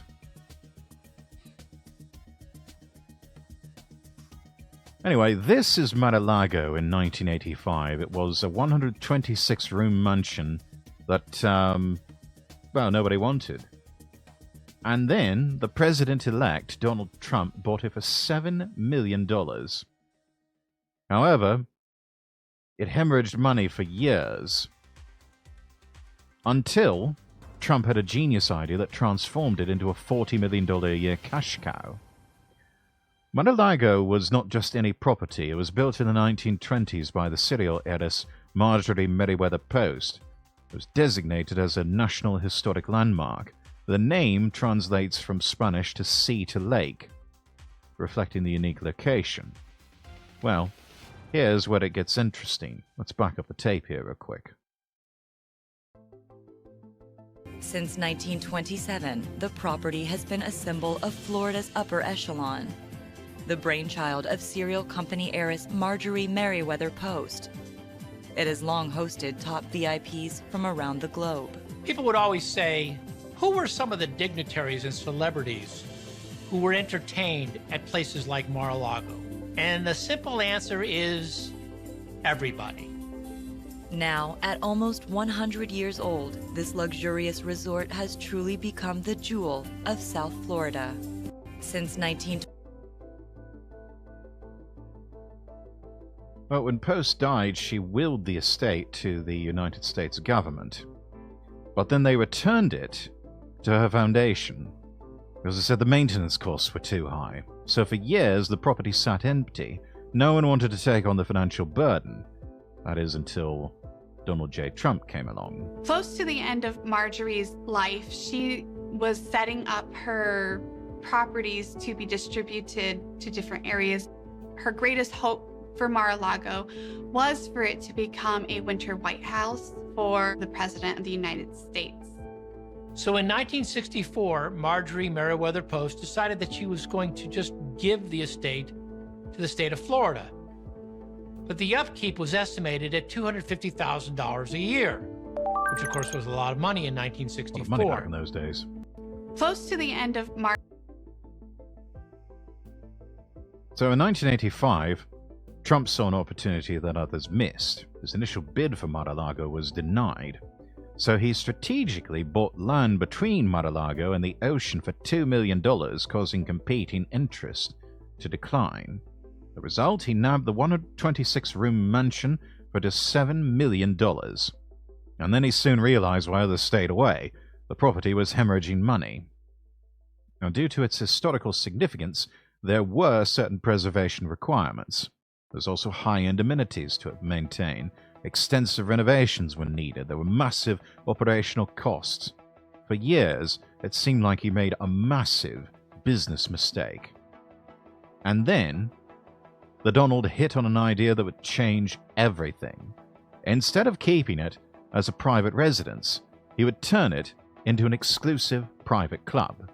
Not just any club, though. He would make it the most prestigious club in Palm Beach. The transformation began in 1994. 5 clay tennis courts, the Trump Spa and Salon, luxury guest suites, beach club access, a waterfront pool. But the real genius was in the membership structure. Trump created artificial scarcity. He capped membership at 500 people and tacked on an initiation fee of $25,000. The wealthy elite of Palm Beach were practically begging to join. By 2014, in 1995, Mar-a-Lago was re-established as the exclusive members-only Mar-a-Lago Club, complete with a 20,000 square foot ballroom renovation featuring $7 million in gold leaf. In Jesus. That's a lot of gold leaf. Well, by 2014, it was generating $15.6 million annually. The property that was once bleeding money had become a cash cow. Today, it makes over $40 million a year. Not bad at all. Having Mar-a-Lago membership means you are someone. And here's where it gets interesting. The members list reads like a who's who. You have billionaire William Koch, finance mogul Thomas Peterfy, real estate titan Richard Lafrac, Newsmax CEO Christopher Ruddy. Trump was not just selling access, he was selling status. Tim Carden, who authored this thread, says, "That's why I love this story so much. Trump has taken a product and turned it into a story that people want to be a part of." And that, he believes, is the key to the success. People today don't buy from companies. They buy from people, from stories. They don't trust the swallows of AI-generated content and corporate BS anymore. I mean, think about it. Elon Musk, Logan Paul, the Kardashians, their businesses are dependent on the stories of people, and the best way to create the same effect is the same thing that Donald Trump has been doing all of his life: cultivate a personal brand. It's truly an asset that will pay dividends for life. When you build a strong personal brand, you create your own Mar-a-Lago effect. You will have customers seeking you out, investors wanting to back you, top talent wanting to work with you. And sometimes this can happen all while you're asleep.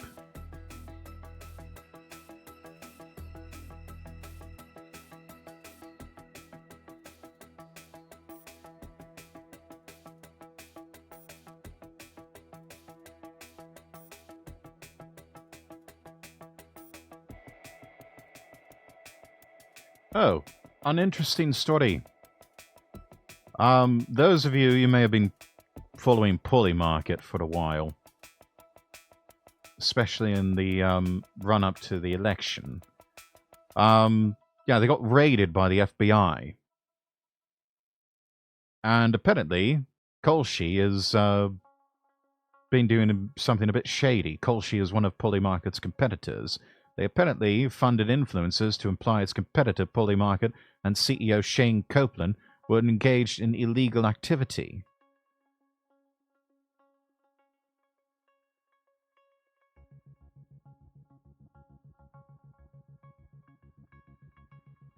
Now let's see. This is by Mike Solana and Brandon Goodell from Pirate Wires. There's a disclosure here at the beginning. They say they need to disclose the fact they are almost laughably conflicted in several different ways, and to a degree that at first made them not want to publish this piece. But they felt the details of the story were too important to ignore and decided to move forward as transparently as possible. And that means sharing their conflicts, explaining why they chose to move forward despite them, and letting the reader judge this as they see fit.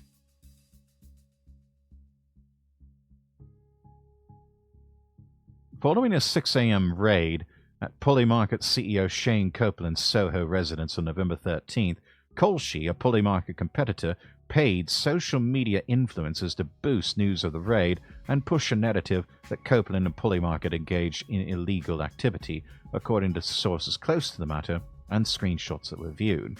Other screenshots provided by sources appeared to show influencers who posted negative content about Copeland and Polymarket following the raid, discussing the fact that they were in paid partnerships with Kolschi.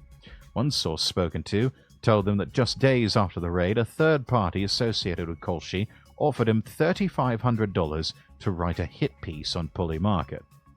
In one screenshot showing a group DM, employees of Kolschi asked former NFL wide receiver Antonio Brown, who has 2.2 million X followers, to post a specific message about the raid.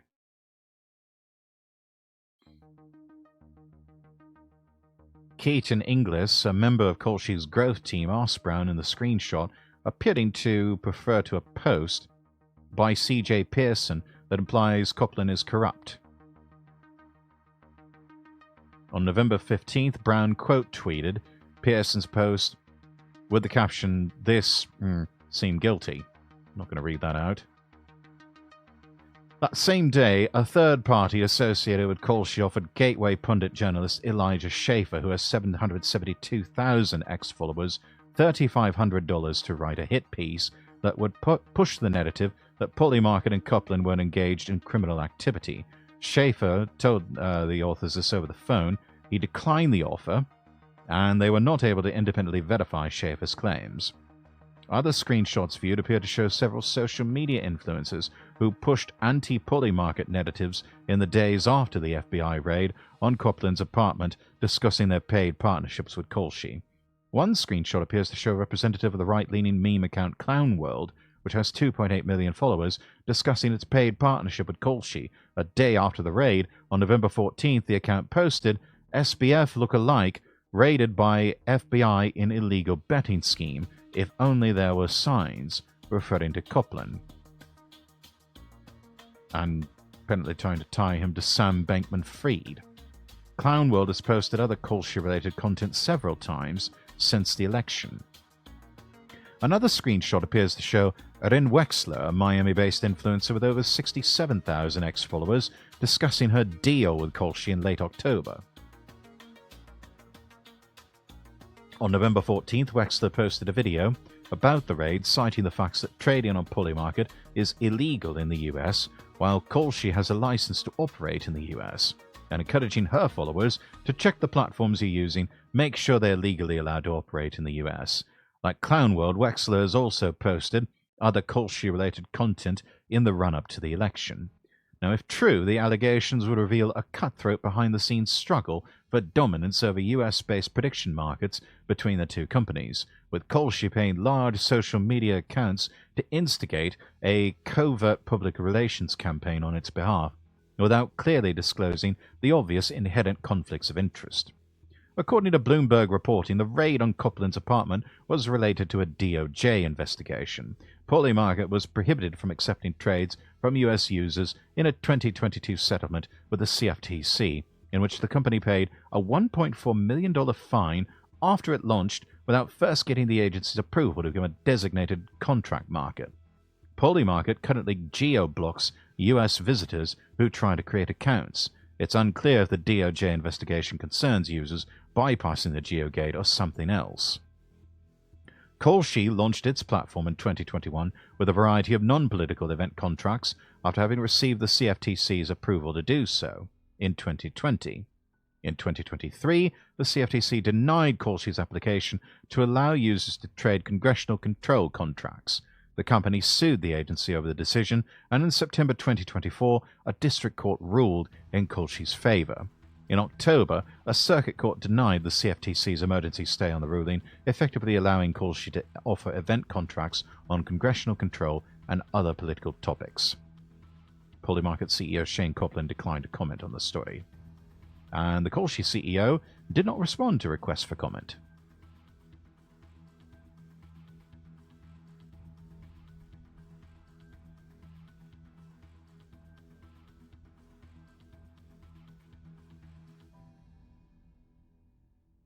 Interesting comment here. Q, my not surprised. Have you ever seen the movie The Matador? In the age of internet, we no longer need to physically eliminate our opponents, as we have almost unlimited access to public opinion via X and TikTok. Why is this shocking? Silver lining, now that all of our laundry is aired in public, there's no way to hide. And influencers, the modern mercenary in this new version of corporate warfare, always have a price.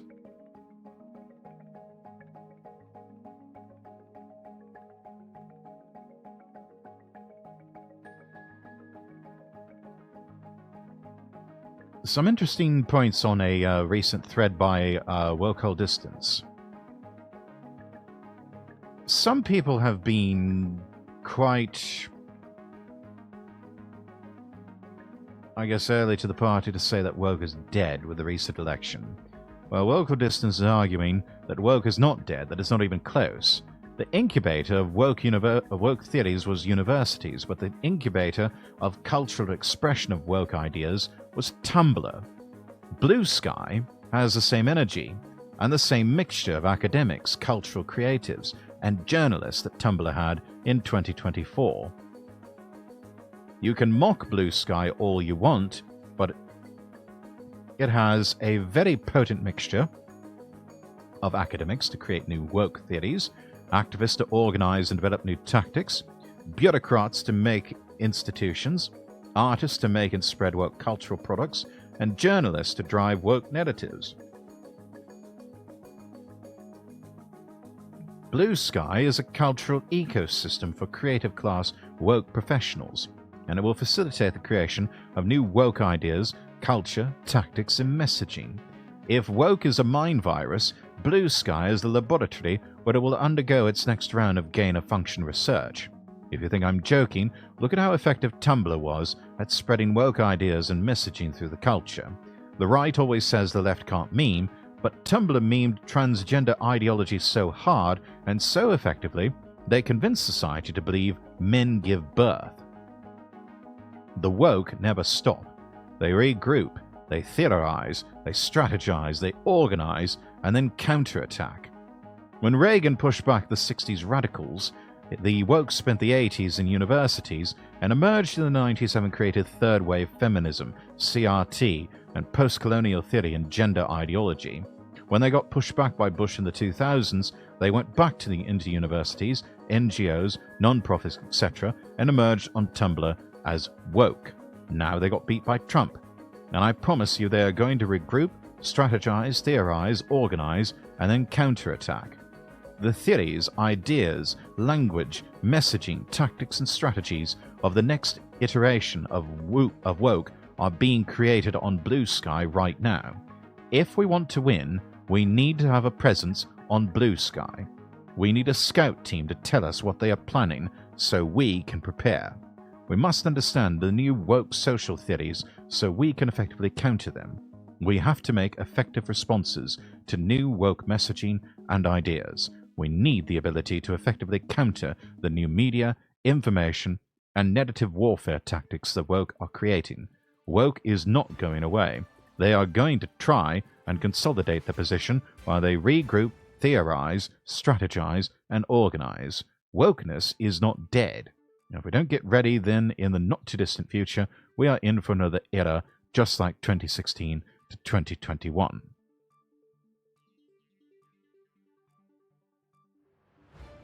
This leads me to something rather interesting that I saw on YouTube, which was a some interesting thoughts by Sargon of Akkad. Go through the history here. Oh yes, by the way,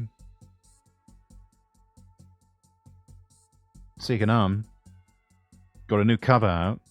Absolutely fantastic.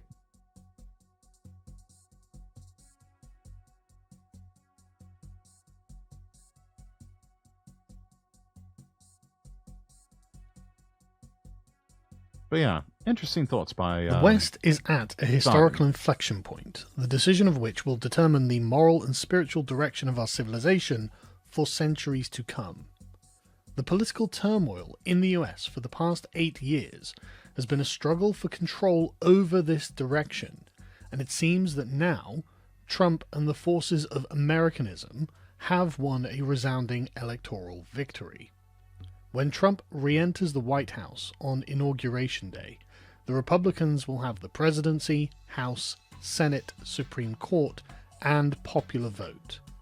They will have not only the power, but the endorsement of the American people to implement the MAGA agenda.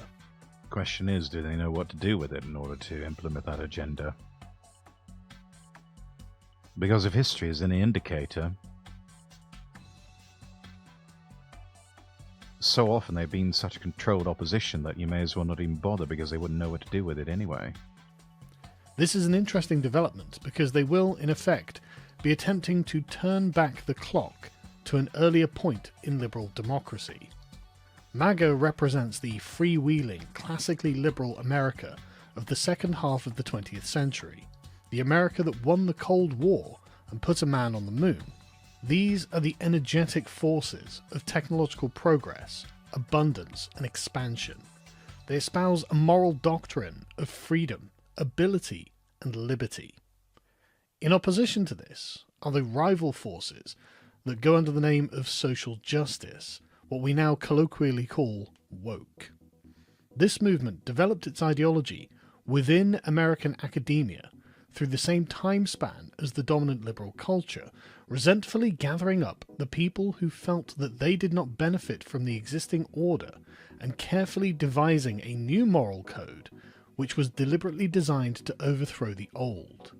This movement has been a subversive but minor part of the popular culture for decades now, but since around 2010 it has been in the ascendancy, using the old liberal culture's own arguments against it to establish a new moral order in which the marginalized minorities would be given the reins of civilization over the majority. This And look how well that turned out. new morality has been slowly but surely indoctrinating new generations through a wide-reaching network which controls the education system to promote its own doctrine of progress. In contrast to the MAGA doctrine, the woke doctrine is a sluggish system of social progress, redistribution, and contraction. It seeks to close a It's managed decline by another name. That's all it is. It's all it's ever been. circle around civilization and reorder the hierarchy of society so that it appears to them more even, more just, and raises up those people who are the losers in a competitive society. As there is nothing new under the sun, you may not be surprised to learn that all of this has happened before. It has been on my mind since Trump's election victory that there is a fair historical comparison to be made between him and a lesser-known Roman emperor called Julian the Apostate. In the first few centuries after the death of Christ, Listen carefully. Christianity was a relatively small and persecuted religion that existed alongside other strange and esoteric Eastern sects. It agreed with the basic premises of the dominant pagan religion, that there was a spiritual world that intersected with the material world, and a divine force was ultimately responsible for earthly events. It diverged with the pagans on the nature of the divine otherworld. To the pagans, the jealous god of Abraham was but one deity amongst a pantheon containing thousands of deities. And to the Christians, the pagan gods were either primitive superstitions applied to material phenomena such as the sun, moon, and stars, or they were perhaps demons misleading mankind. How Christianity differed from paganism was not just in its metaphysics, however. It also diverged in its moral approach to human life. Where paganism embraced a vitalist, solar approach to life, in which virtue was celebrated and achievement was the source of glory, Christianity advocated for compassion as the proper focus of our moral lives, and celebrated charity towards the meek, the downtrodden, and the suffering. I think we've come far enough as a society, though, that we've kind of realized that we can have both, though. And you really can. It appears to me that both of these moral currents are a perennial feature of human life, and neither one can be permanently extinguished. They both contain Precisely. aspects of the good, which imbues them with moral legitimacy. After passing through centuries of persecution and martyrdom, Christianity spread through the empire because of the appeal of its doctrine of solace and its acts of charity. Christians proliferated and soon found their champions amongst the elite, the most notable of which was Constantine the Great, who ascribed his victory at the Battle of the Milvian Bridge to the Christian god. A year later, in AD 313, Constantine issued the Edict of Milan, legalizing Christianity as a religion of the empire. However, Constantine went further than this, looting and closing pagan temples and advancing Christian elites within the imperial administration. He had chosen sides in a culture war in the Roman Empire, and angry mobs of Christians across the empire began exacting revenge on their pagan persecutors now that the power of the state was behind them. They attacked pagan priests, they desecrated pagan temples and destroyed pagan idols and disfigured relics of Rome's pre-Christian past. Pendulum swung a bit too far in the other direction, and yeah, they went apeshit. This moral and cultural revolution was brought to a halt by the accession to the purple of Constantine's nephew, Julian. Julian was a brilliant youth who received a Hellenic education in the Greek East. Though raised as a Christian, his precocious intellect and martial disposition put him at odds with the compassionate doctrine of Christianity, and he became a devotee of Homer and a public champion of the pagan cause, which earned him the epithet of the apostate by Christian historians. Julian understood that the Christian population of the empire was large, and that he could not sully his reputation and legacy through persecution. He realized that it would have to be through force of argument and education in which Christianity would be defeated, and so set about a program of restoring the pagan religion to preeminence. He bestowed upon the traditional religion the grace of the state, and reopened and refunded the pagan temples. He purged Christianity from the army and imperial bureaucracy, and, most importantly, banned Christians from being teachers. As Edward Gibbon put it in the second volume of his famous Decline and Fall of the Roman Empire, in all the cities of the Roman world the education of the youth was entrusted to masters of grammar and rhetoric, who were elected by the magistrates, maintained at public expense, and distinguished by many lucrative and honourable privileges. Sound familiar? The Edict of Julian appears to have included the physicians and professors of all the liberal arts, and the emperor, who reserved to himself the approbation of candidates, was authorized by the laws to corrupt or punish the religious constancy of the most learned of the Christians. Where the Christians had discouraged or prevented pagans from gaining a good education, Julian intended to reverse this dynamic and ensure that it would be pagan teachers who would educate succeeding generations, so that Christians who followed their own scruples would become ill-educated. As Gibbon concludes, Julian had reason to suspect that, in the space of a few years, the church would relapse into its primeval simplicity, and that the theologians, who possessed an adequate share of the learning and eloquence of the age, would be succeeded by a generation of blind and ignorant fanatics, incapable of defending the truth of their own principles or exposing the various follies of polytheism. Julian died young, in his early 30s, slain in battle against the Persians in the east, and his successors undid his work and restored Christianity to the moral prestige it had had before his reign. The effects of his reforms did not have time to take root, and 20 years after his death, the Edict of Thessalonica was passed by Theodosius, which made Nicene Christianity the official church of the Roman Empire, and paganism withered away within a century. I'm sure that by now you understand the reason I am telling you all of this. Where Julian was trying to return the religious development of Rome to an earlier point, Trump is trying to do the same with the liberal development of America. If Trump does not completely remove woke doctrine from universities, colleges and schools, and replace it with a patriotic education, then when his time has passed, the woke elites will restore themselves and cement their new moral authority as America's normative and universal worldview. And you cannot just hold the line. You have to advance. You have to advance and take territory.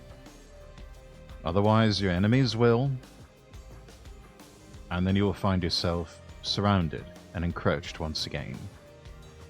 Centuries to come, future historians will come to look upon MAGA in the same way we now look at Julian's pagan revival.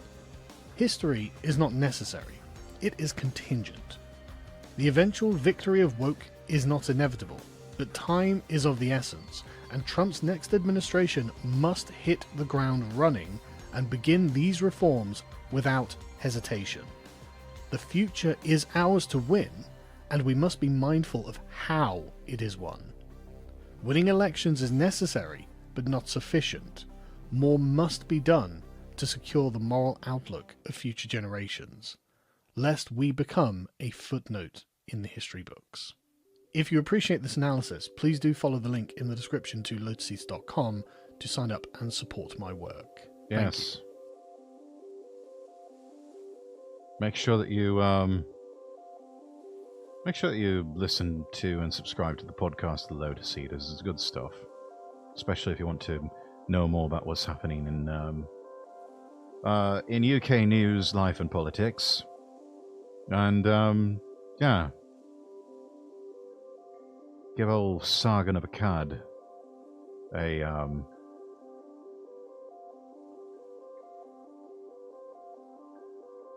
give him a like and subscribe on his content as well, especially now that he's back with in full force on YouTube.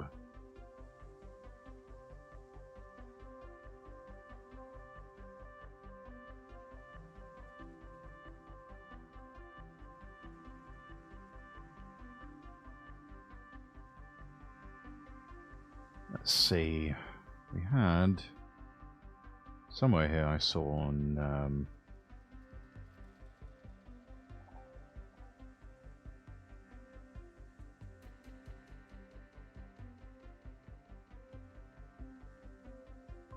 yeah. Right.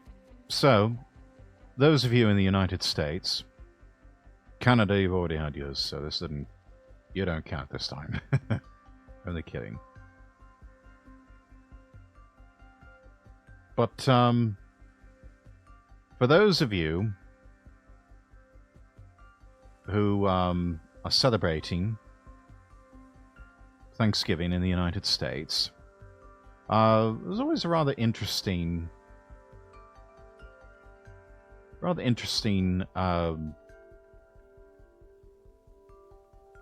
thing, a sort of fan favorite for a long time.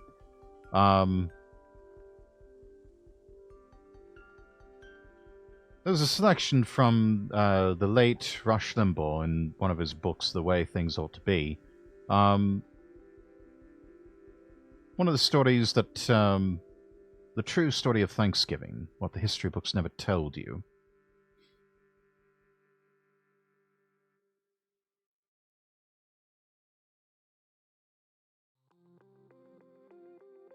I suppose I could read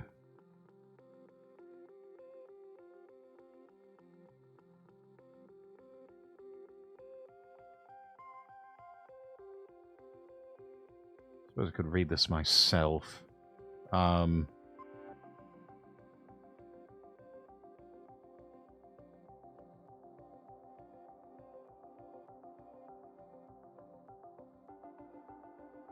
There's a version that American school children are usually taught that the Pilgrims arrived in the New World after an arduous trip across the Atlantic Ocean. They didn't know why they were there. They had no idea what to do. They had nothing.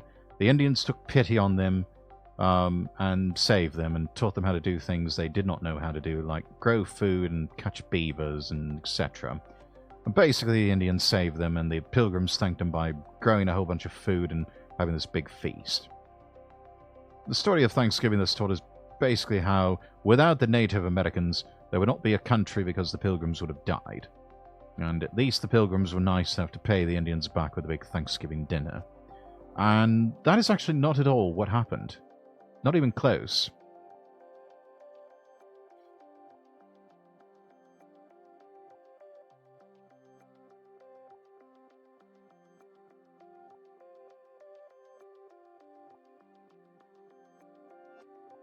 The real story of Thanksgiving, going back to the very first early days of the Pilgrims arriving at Plymouth Rock, is that socialism is a failure. And that's crucially important today because, you know, we've just had a defeat of one particular political party that is hell-bent on the implementation of socialism. Samuel, thank you so much for the follow.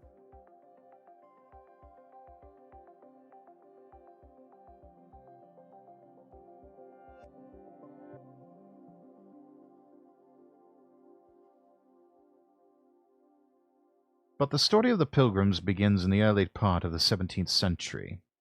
The Church of England under King James I was persecuting anyone and everyone who did not recognize the Church's absolute civil and spiritual authority, which was the state.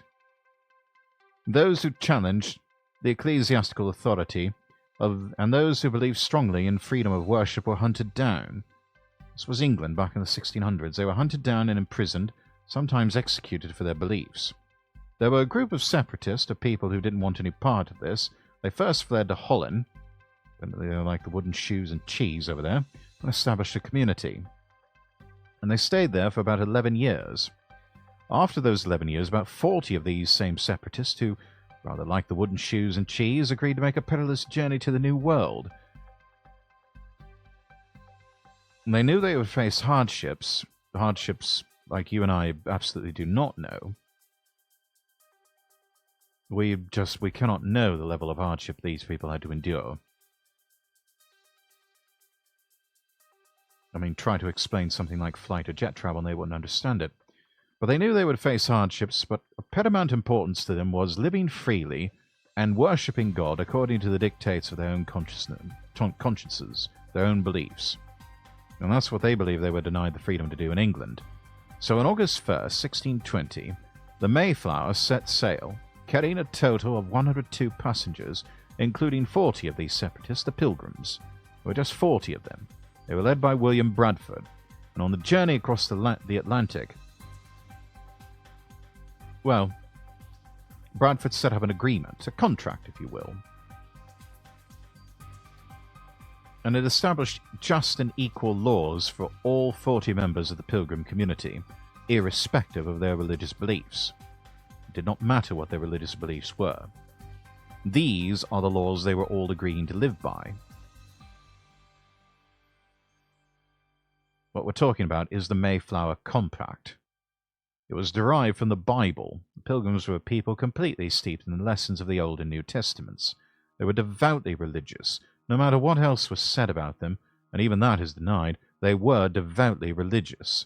They looked to the ancient Israelites for that example, and because of the biblical precedent set forth in Scripture, they never doubted that their experiment would work. Went from Jaguar to Thanksgiving law. Yes. These pilgrims never doubted they would get to the New World. They never doubted that once they got there, they would thrive. The journey was long, arduous, dangerous. And when the pilgrims finally landed in New England in November, according to William Bradford's detailed journal, they found a cold, barren, desolate wilderness. Imagine New England, as it exists today, as nothing but rocks, forest, undeveloped nature in November, and only getting colder. They had no friends to greet them. There was no shelter of any kind, other than hiding under a tree. It was desolate. No hotels, no inns, no places to clean up, no houses. There was no traces of civilization out there whatsoever. It was wild country. The sacrifice they had made for the freedom to worship was only just beginning.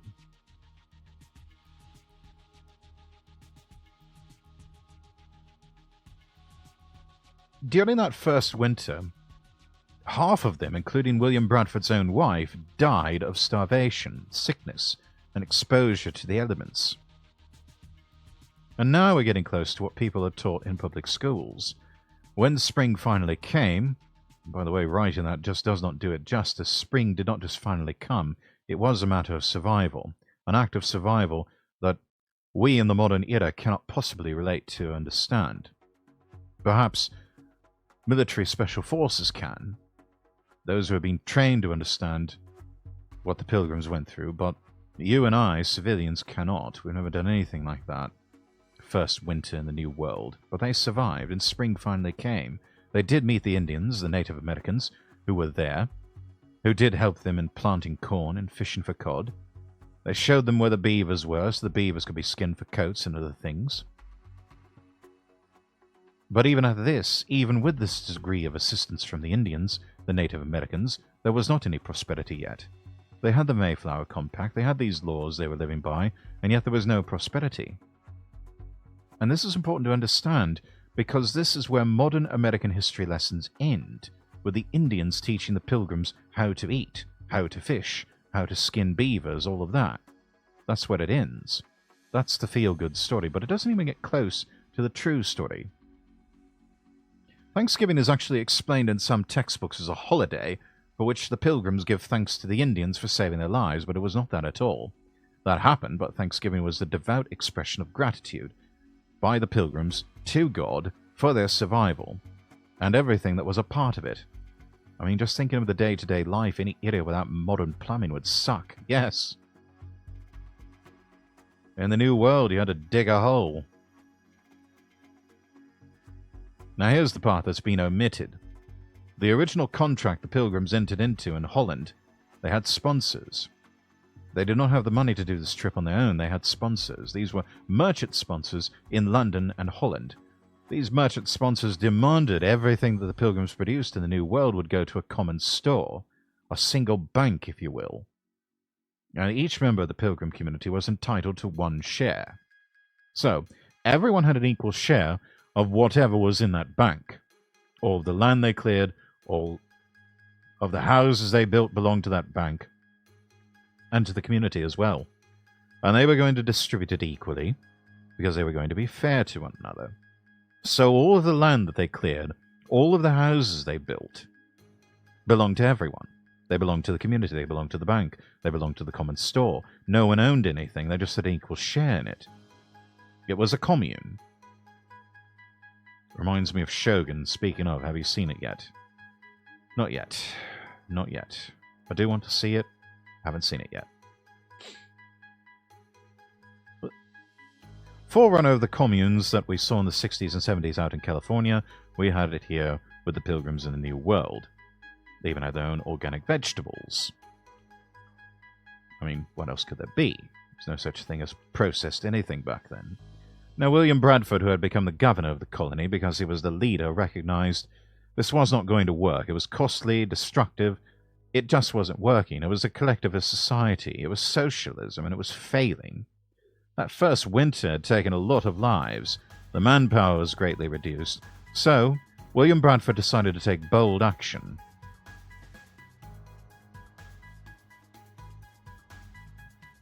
He assigned a plot of land to each family. They would work it, manage it however they wanted to. If they wanted to sit on it, get fat, dumb, happy, and lazy, they could. If they wanted to develop it, if they wanted to grow corn or whatever, they could. If they wanted to build on it, they could do that. If they wanted to turn it into some sort of quasi-business, they could do whatever they wanted with it. He turned loose the power of the capitalist marketplace long before Karl Marx was even born. The Pilgrims had discovered and experimented with what could only be described as socialism, and they discovered, surprise, surprise, it did not work. Hopefully no one tried to focus on watercress. It wasn't called that then, though, socialism, but that's exactly what it was. Everyone was given an equal share. From each according to his ability to each according to its need. And you know what happened? Nobody did a bloody thing. There was no incentive. Nothing worked. Nothing happened. What Bradford and his community found was the most creative and industrious people had no incentive to work any harder than anyone else, unless they could utilize the power of personal motivation. But while most of the rest of the world had been experimenting with socialism for well over 100 years, trying to refine it, perfect it, reinvent it, the Pilgrims decided early on to scrap it permanently. What Bradford wrote about this social experiment should be in every schoolchild's history lesson. And if it were, we might prevent much needless suffering if the true story of Thanksgiving had been taught for years and years and years.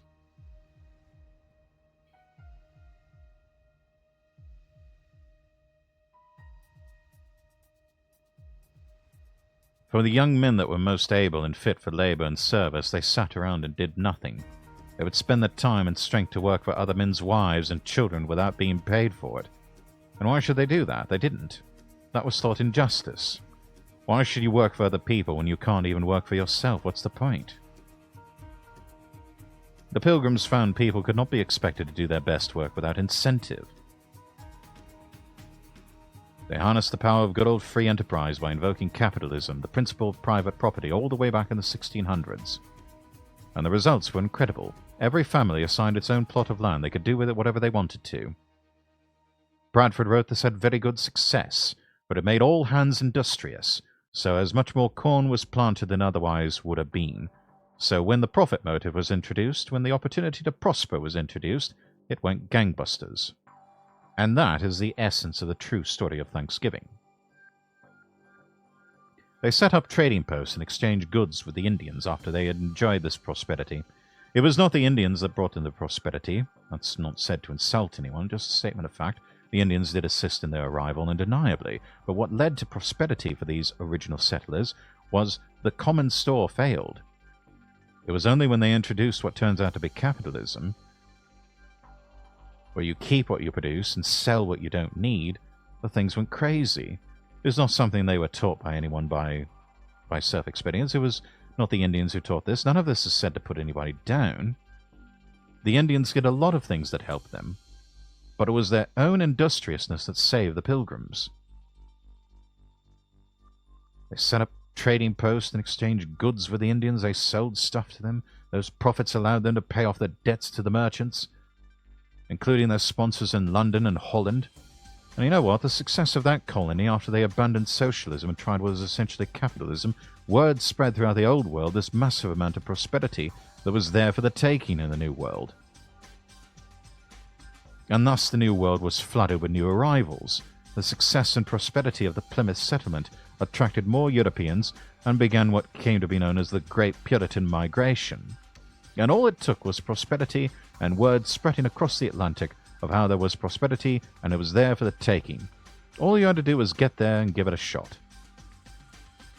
The lesson, the true story of Thanksgiving, is that William Bradford and his Pilgrim community were thanking God for the blessings on their community after the first miserable winter of a documented failure brought on by their attempt at fairness and equality, which was socialism.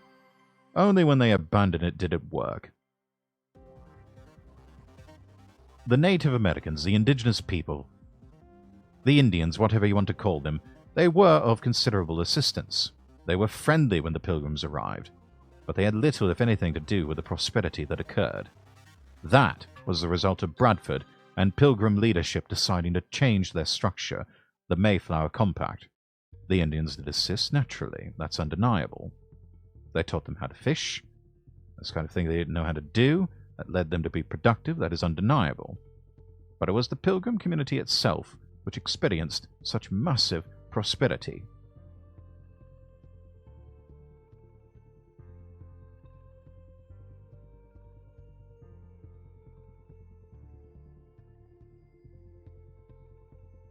Once more, capitalism proves to be a fantastic motivator indeed. Now, some of you may have heard of the Native American by the name of Squanto. During the winter of 1620, an Indian named Squanto came to their rescue. He was no ordinary native. Early settlers in 1610 had captured him, sold him into slavery. A group of Catholic friars freed him, brought him to England, where he learned to speak English. In 1618, serving as an interpreter on an English ship, he was brought back to the New World. It was Squanto, the famous Native American in his own right in the Pilgrim story, who taught the Pilgrims how to plant and fish, how to skin beavers. It was Squanto who brokered a peace treaty between the Pilgrims and other Indian tribes. And there was more than one tribe of Indians that was not copacetic.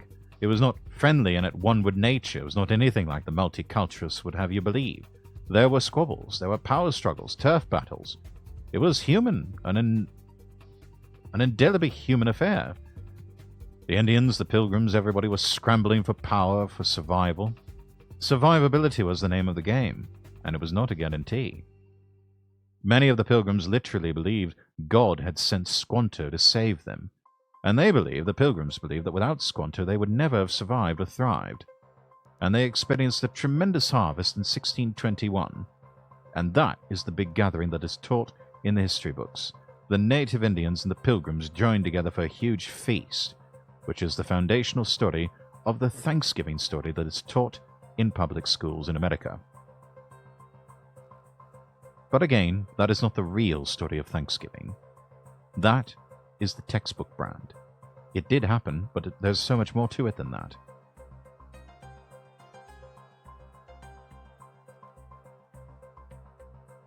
One of the most important legacies of early settlers is that they experimented with socialism in the 1620s, and it did not work. Private property rights and personal responsibility, two pillars of a free market economy, saved the Plymouth colony from extinction and laid the economic foundation for a free and prosperous nation that we all enjoy today. That is the true story of Thanksgiving. Kind of makes you think, what was the sense of going to a place without any survival skill knowledge, basics like farming and skinning? Dunno, action. I guess they just really wanted to get away.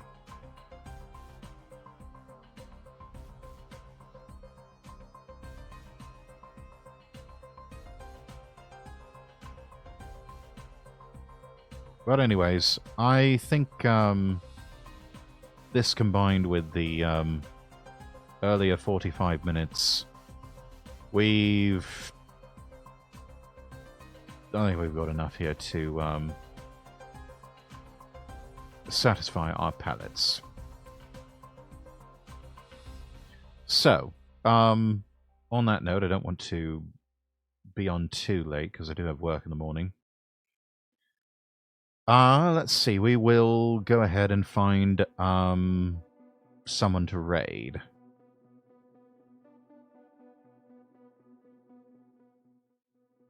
Let's see who's on right now that we could go raid.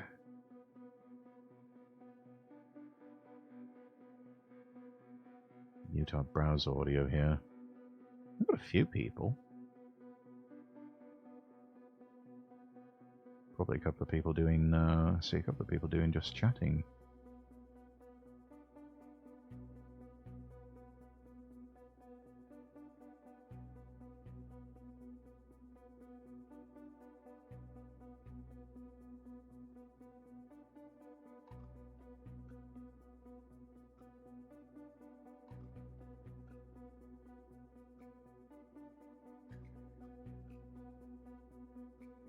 Let's see, Pink Zombie's looking at some silly videos. We raided this person before?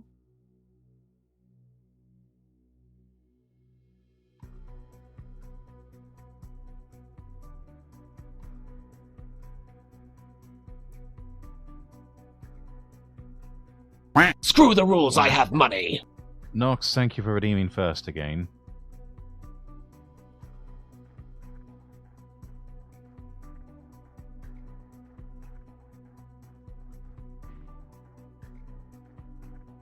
I'm Scottish! I see those points are burning a hole in your pocket.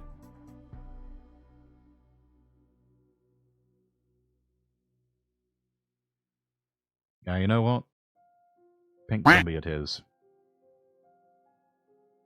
We'll send you over to her and watch some silly videos with Pink and friends.